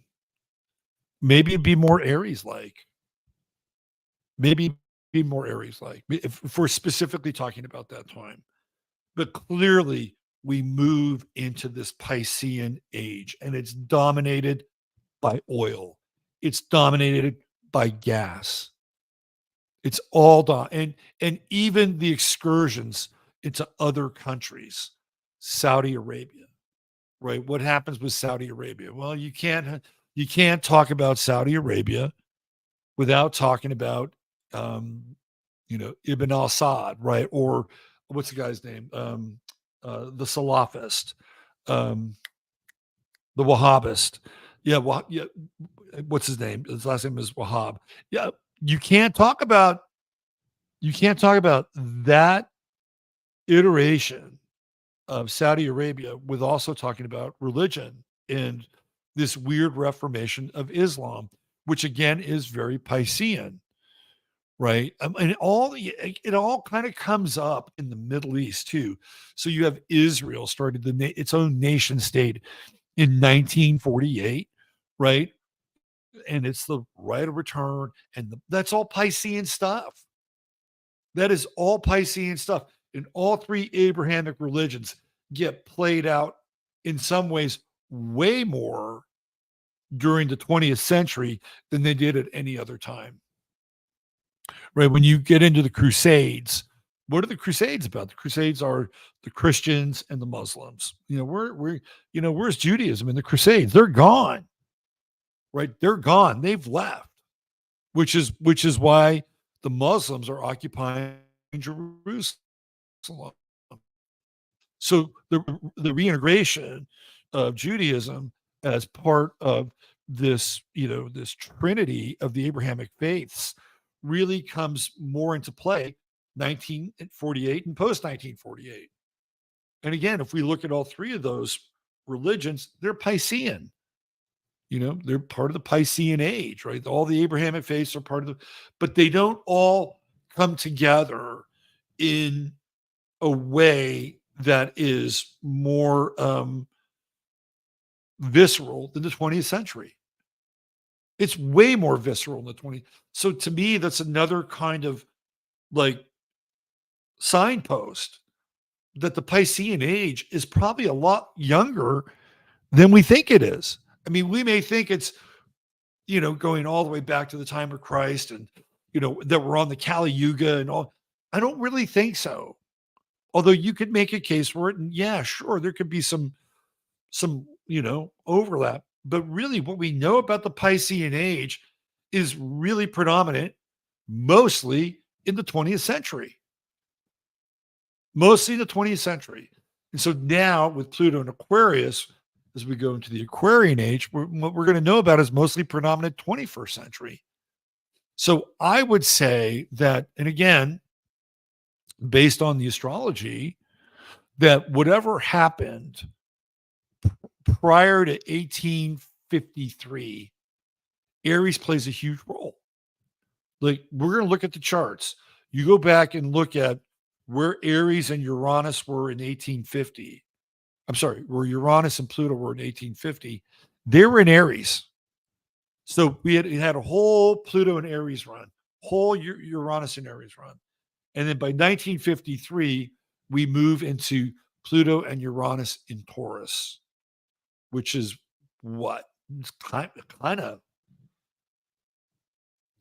don't know, kind of muddy, right? You get into Taurus, you get into, kind of mud floody stuff. And by the way, Neptune is in Pisces during that time, which is kind of interesting. So we're going to go back. We're going to look at that. But before we do, what I want to do is I want to take a look at this chart as it relates to H.L. Hunt. And if you want to talk about astrology being a thing, and you want to talk about a case study of astrology as it relates to synastry and Placidus charts. If you're looking for proof, we're looking for proof. Then this would be a chart that I would point to. And I'm going to show you.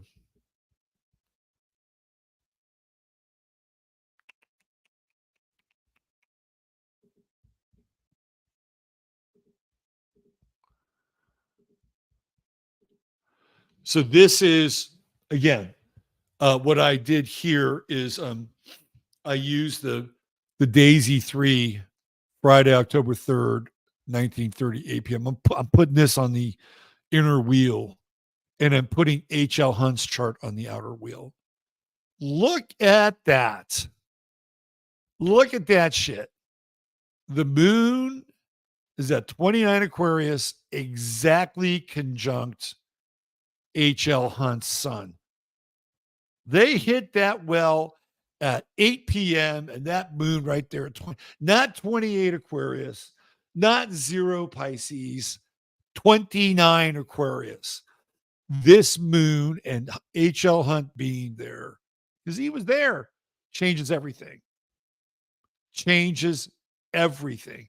And if you believe the sort of the really dark rabbit holes of H.L. Hunt, this is the guy that more than likely had significant influence over the death of JFK, the death of Malcolm X, the death of Martin Luther King Jr. Oh, yeah.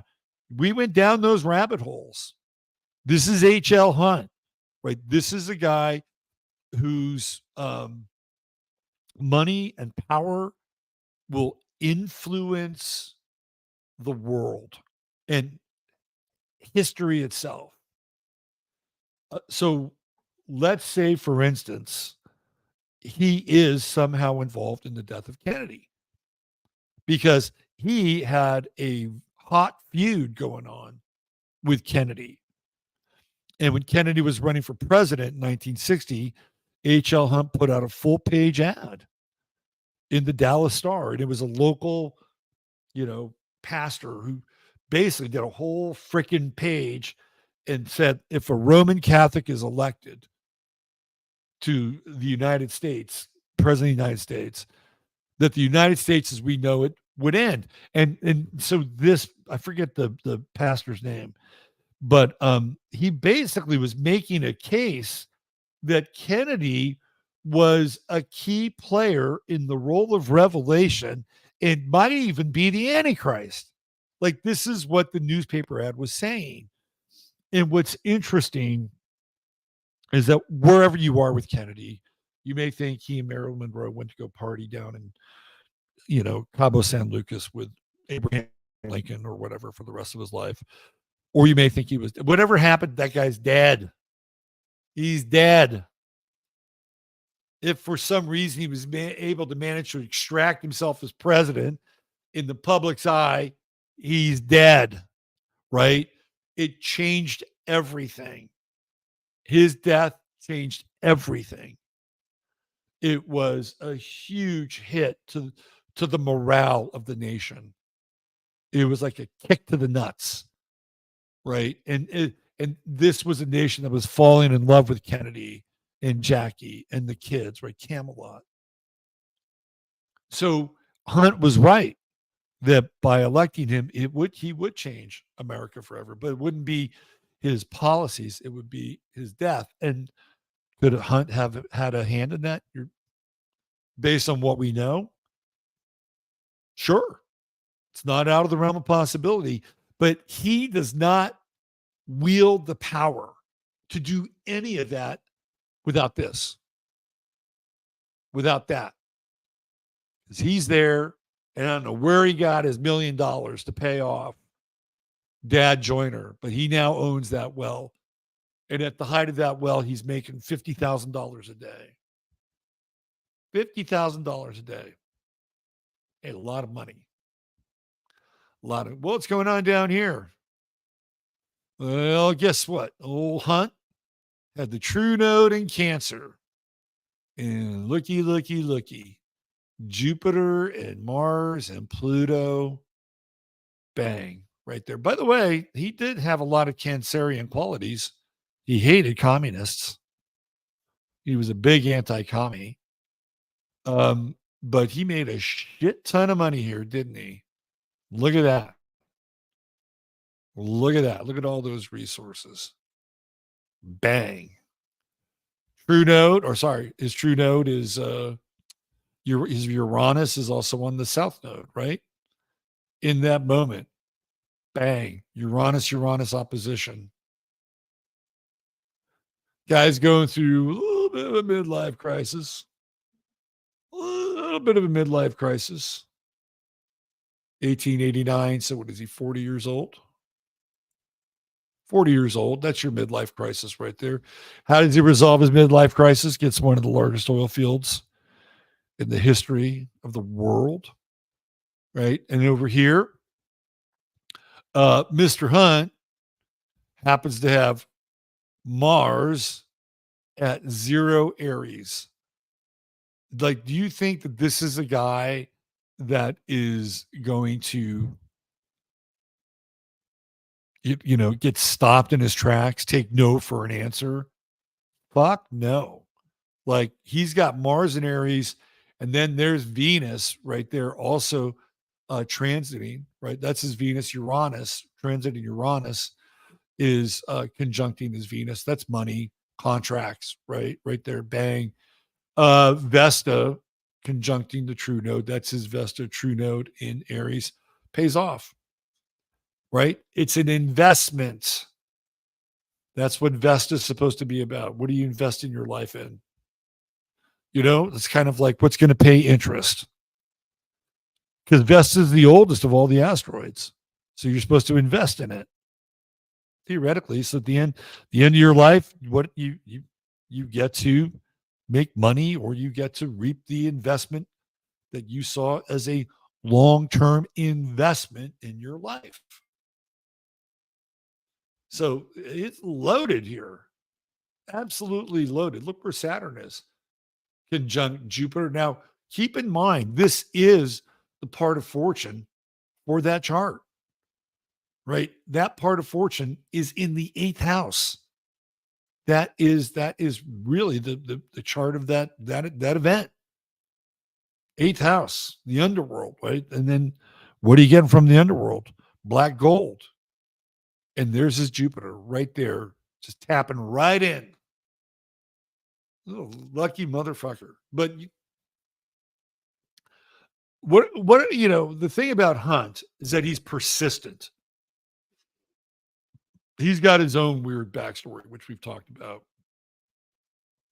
So he and Pop Joyner or Dad Joyner are kind of cut from the same mold in a lot of ways. But clearly, Joyner was way older than he was. He was 29 years older than he was. So this is a fascinating chart. And boom, there it is. 29. Now, again, we're playing with some Placidus here, right? We're playing a little Placidus. If this was not Placidus, was sidereal, you wouldn't get it lined up like this. I'm sorry, it just wouldn't happen. Just would not happen. 29, that anaretic degree, the one moment in time where he is present, and then the tumblers click. Fascinating, right? And then down here we have this inconjunct with Mercury and the moon, right? And it's all in Virgo. So he's got to figure out where the scruples are, where the morals are. And he's like, yeah, if I get, I'll pay Dad Joyner $1 million and I'll have the whole thing. That's what happened. That's what happened. To me, this is amazing. It's totally amazing. Right. Um, Again, I'm kind of, we're in the middle of the story here. Right. The beginning of oil starts before this. But the reason why I'm bringing this up is because of the astrology. And then you have this guy, Dad Joyner, who's a fucking dreamer. I mean, he literally dreams, penniless. He's about to throw himself into the ocean on the shores of Galveston and end it all. And he gets this vision to go to Rusk County. That's the legend.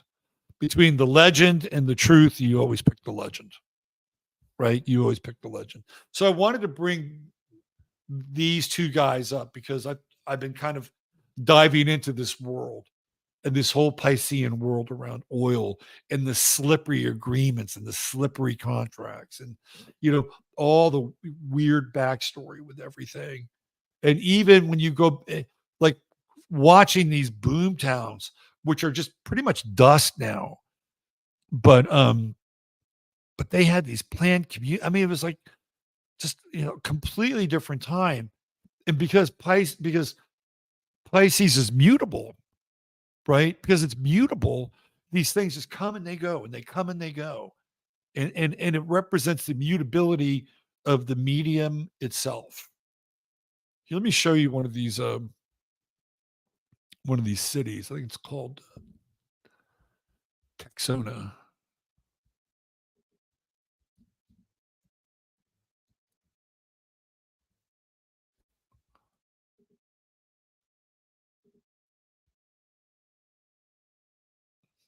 Is it Texona?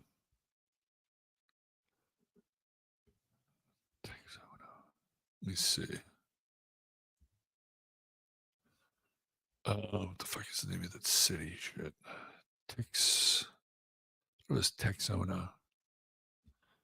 Hold on.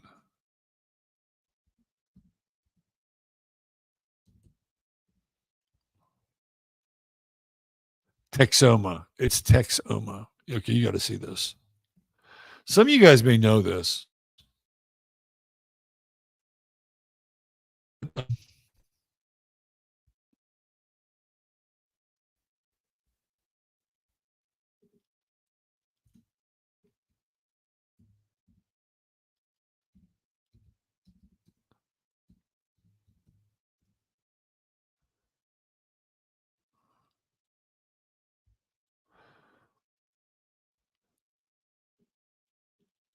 God, I can't even find it anymore. But they had this whole thing called Texoma. It was this planned city, and it just went away. It's just no longer there. And that again is kind of it's part and parcel of this whole kind of Piscean sort of rush, right? This whole Piscean rush and dream, typified by this whole idea of oil and it really being a 20th century phenomenon. Okay. So I wanted to go back to some of the Tartarian stuff. So let me do this because this is what I was talking about earlier. And I'm going to put up this chart.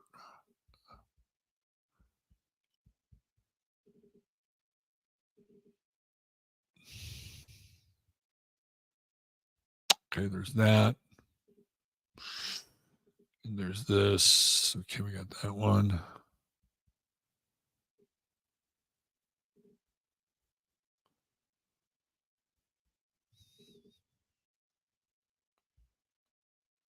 Okay, so let's look at this. This is what I was talking about. And I've brought this up before. So if you've watched the show for a while, you know that I've talked about this. But I think it's important in light of sort of what we're dealing with the whole Piscean thing. Okay. So this is 1849. And in 1850, we have the Great Migrations. It's also 1849, the gold rush in San Francisco. And one of the things that I find interesting about this time is Uranus and Pluto. And of course, we have Neptune and Pisces, which would play out for a much longer period, right? Here's Saturn in Aries, which is coming up. But to me, this was a really interesting conjunction. And we don't really see a lot of Uranus Pluto conjunctions. The one that most recently comes to mind is what happened in the 1960s in Virgo. And that was a revolutionary time. You know, the 60s were very revolutionary, and it had to do with Uranus and Virgo being like the people and the folk. And that was really what was going on. That was like kind of like the height in a lot of ways, although we had a resurgence of it. You know, that was the height of like socialism and communism. You know, it was a fashion statement. You know, you had Che Guevara and his beret, and people had a little copy of Mao's little red book in their back pocket. Right? It was a fashion statement. It was a lifestyle. But that's what was in the air. It was very revolutionary during the 60s. Well, this is revolutionary as well with this Uranus Pluto conjunction. And this is when everything gets turned on its head. Everything gets turned on its head. You have all the great migrations are happening right at this time. And I've used this chart to look at potentially what was going on in the world, right? Like what was going on in the world. It to me in Aries, it's very explosive. It's explosive. Aries is self-generated in a lot of ways, right? Like there's something about this Uranus, Pluto, and Aries that has a lot to do with power, and perhaps even to some degree the beginning of the end of a certain type of power, right? Because what I'm going to show you is that both Uranus and Pluto, within 4 years of this time, both move together into another sign, and that sign is Taurus. And it's somewhere in there between Aries and Taurus where something happens, right? Besides the great migrations, something happens. And we have these World's Fairs and everything else that goes along with the World's Fairs, which we've covered here before. But this is the predecessor. This predates. I'm hearing noises here. What are those noises? That was weird. That was weird.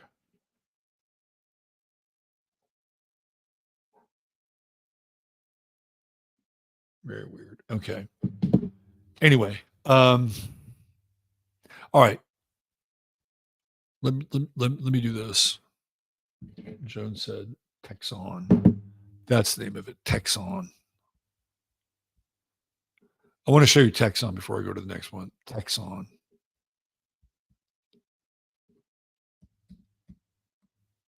You got to see this.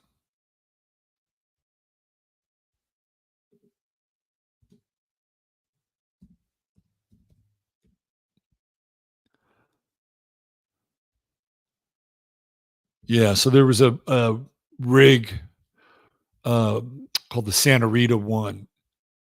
And I'm going to show this to you guys. This is really about the mutability that comes with something like Pisces. This whole city was set up to be like this company town, this model city, and had all these things associated with it, like, activities, pools, events. And there's absolutely nothing left. Nothing left of this city. So this is what it looked like at one point in time, right? And the whole thing about the that's the other thing. Like, we talked about Pisces and boundaries, and a lot of the oil shit had no boundaries, just no boundaries. I mean, you'd be living, and there'd be an oil rig, in sort of the town park, right? I mean, it was just crazy.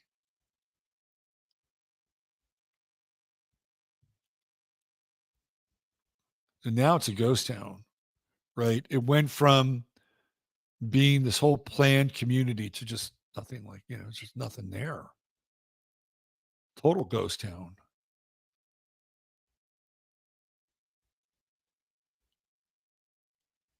Wild, huh?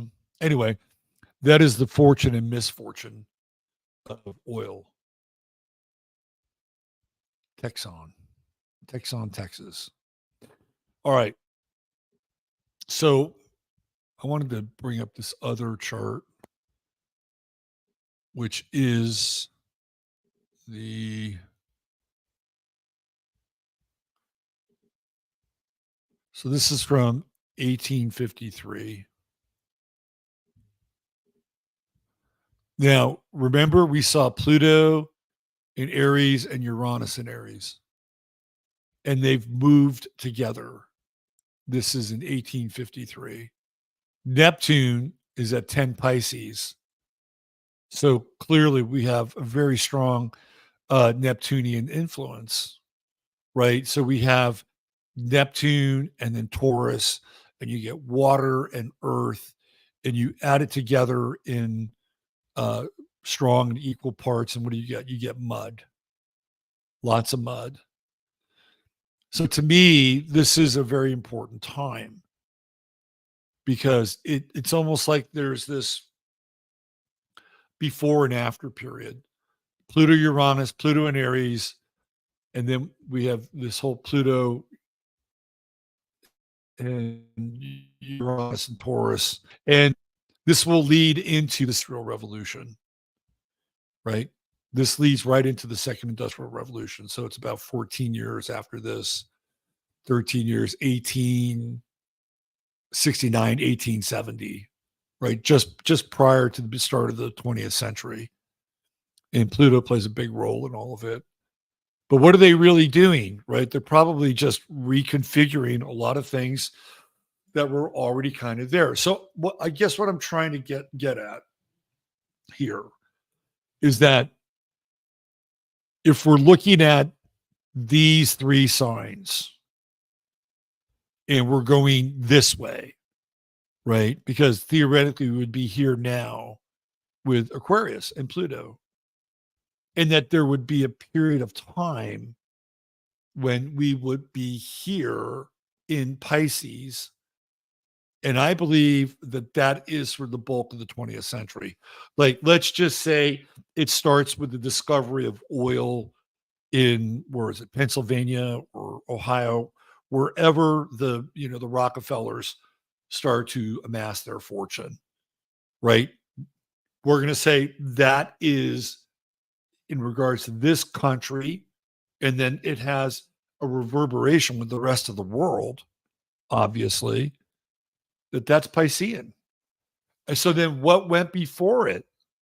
Well, what went before it, I believe, is this period of time that we're talking about, the age of Aries. And so maybe the age of Aries wasn't, forged in the Iron Age or the Bronze Age. Maybe the age of Aries was much closer than what we thought it was. And that what we were tapping into in terms of power and grid and all those things that people like Michelle Gibson or John Levi, anybody who's spent a significant amount of time, or Martin, looking at all this stuff, right? Yeah, they had some steam stuff, but they certainly had theoretically another way of powering things. And I don't think it was electricity. I think electricity is a modern phenomenon. They had something else going on. They had something else happening. And so I think that something else was here. Right. And then we move into this Piscean age that's dominated by oil, gas, steam, right? And now we're moving into Aquarius, which is going to be dominated theoretically by electricity and wireless, but not the same that it was here, right? Not that, again, we're kind of in a speculative world, but if we look at it from that perspective, it makes sense. And that the dominating force from that point forward would be the people who we would call the inheritors. And I would put the Rockefellers and a lot of the others that are part of that kind of robber baron sort of family that eventually gets rid of the Astors and, sort of the kind of this original wave of people, that might have been part of that inheritor society. That might have been, who knows, they might have done something different with it, right? Oil, petroleum, the big player. And then what else does Rockefeller do? He starts the FDA, not the FDA, the AMA. He starts the AM fucking A. That's Piscean, isn't it? So they're going to control medicine. They're going to control drugs. That's all part of it. Right. So I think we can make a pretty good case that the majority of the 20th century and a chunk of the 19th century, based on the extraction of oil, petroleum, and gas from the land, not just in this country, but other parts of the world, right, is really the denominator of the Piscean age. And quickly we're moving away from it. We're getting rid of it. No more of this. We're moving into something new. It's electrical. But I do think what was going on with Pluto and Uranus is pretty significant because it's going from something in Aries that's very powerful, right? And in Aries, it's creative. But in Taurus, it's deconstructive, especially Uranus and Taurus, because it's in its detriment. So it's deconstructive. So anything that was happening here gets deconstructed and commodified ultimately. So again, I think that's second industrial revolution stuff, repurposing. So we're just looking at certain things, right, astrologically from kind of a different perspective and lens, in making a case that the 20th century, for the most part, is the age of Pisces. All right. So there you go. I got to get out of here. Thanks for being patient tonight, allowing me to get a bit of a late start. Man, fell asleep. Okay.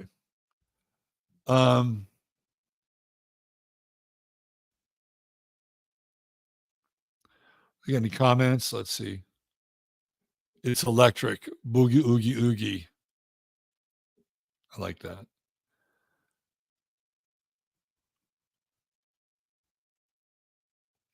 Look at this, Steve Lettra. When I moved from water chemist to oil chemist, my salary doubled and then doubled again in 4 years. Fran Santelli, we've been methodically dumbed down. I agree with you. 100.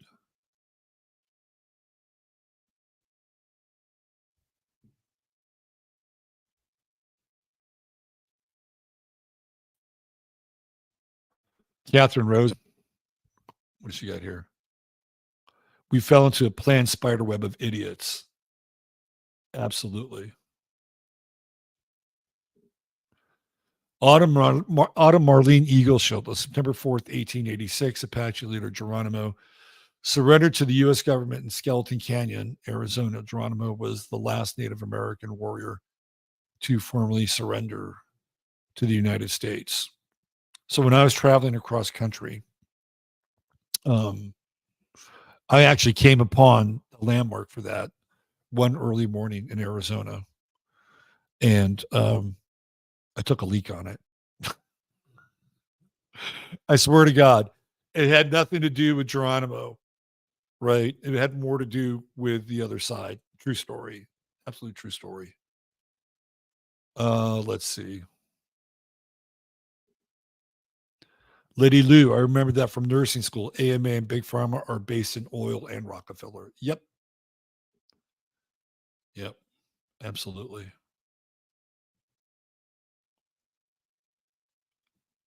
Um, all right. Don't forget to hit like. Don't forget to hit subscribe. And what else do we have? Oh, yeah. You want to get a reading? You can book that with me there too. All the links are there. All right. Take care, you guys. Chataria, you're the best. I'm sure I missed out on a lot of really good conversation in there, but I hope my conversation was stimulating and got you thinking a little bit.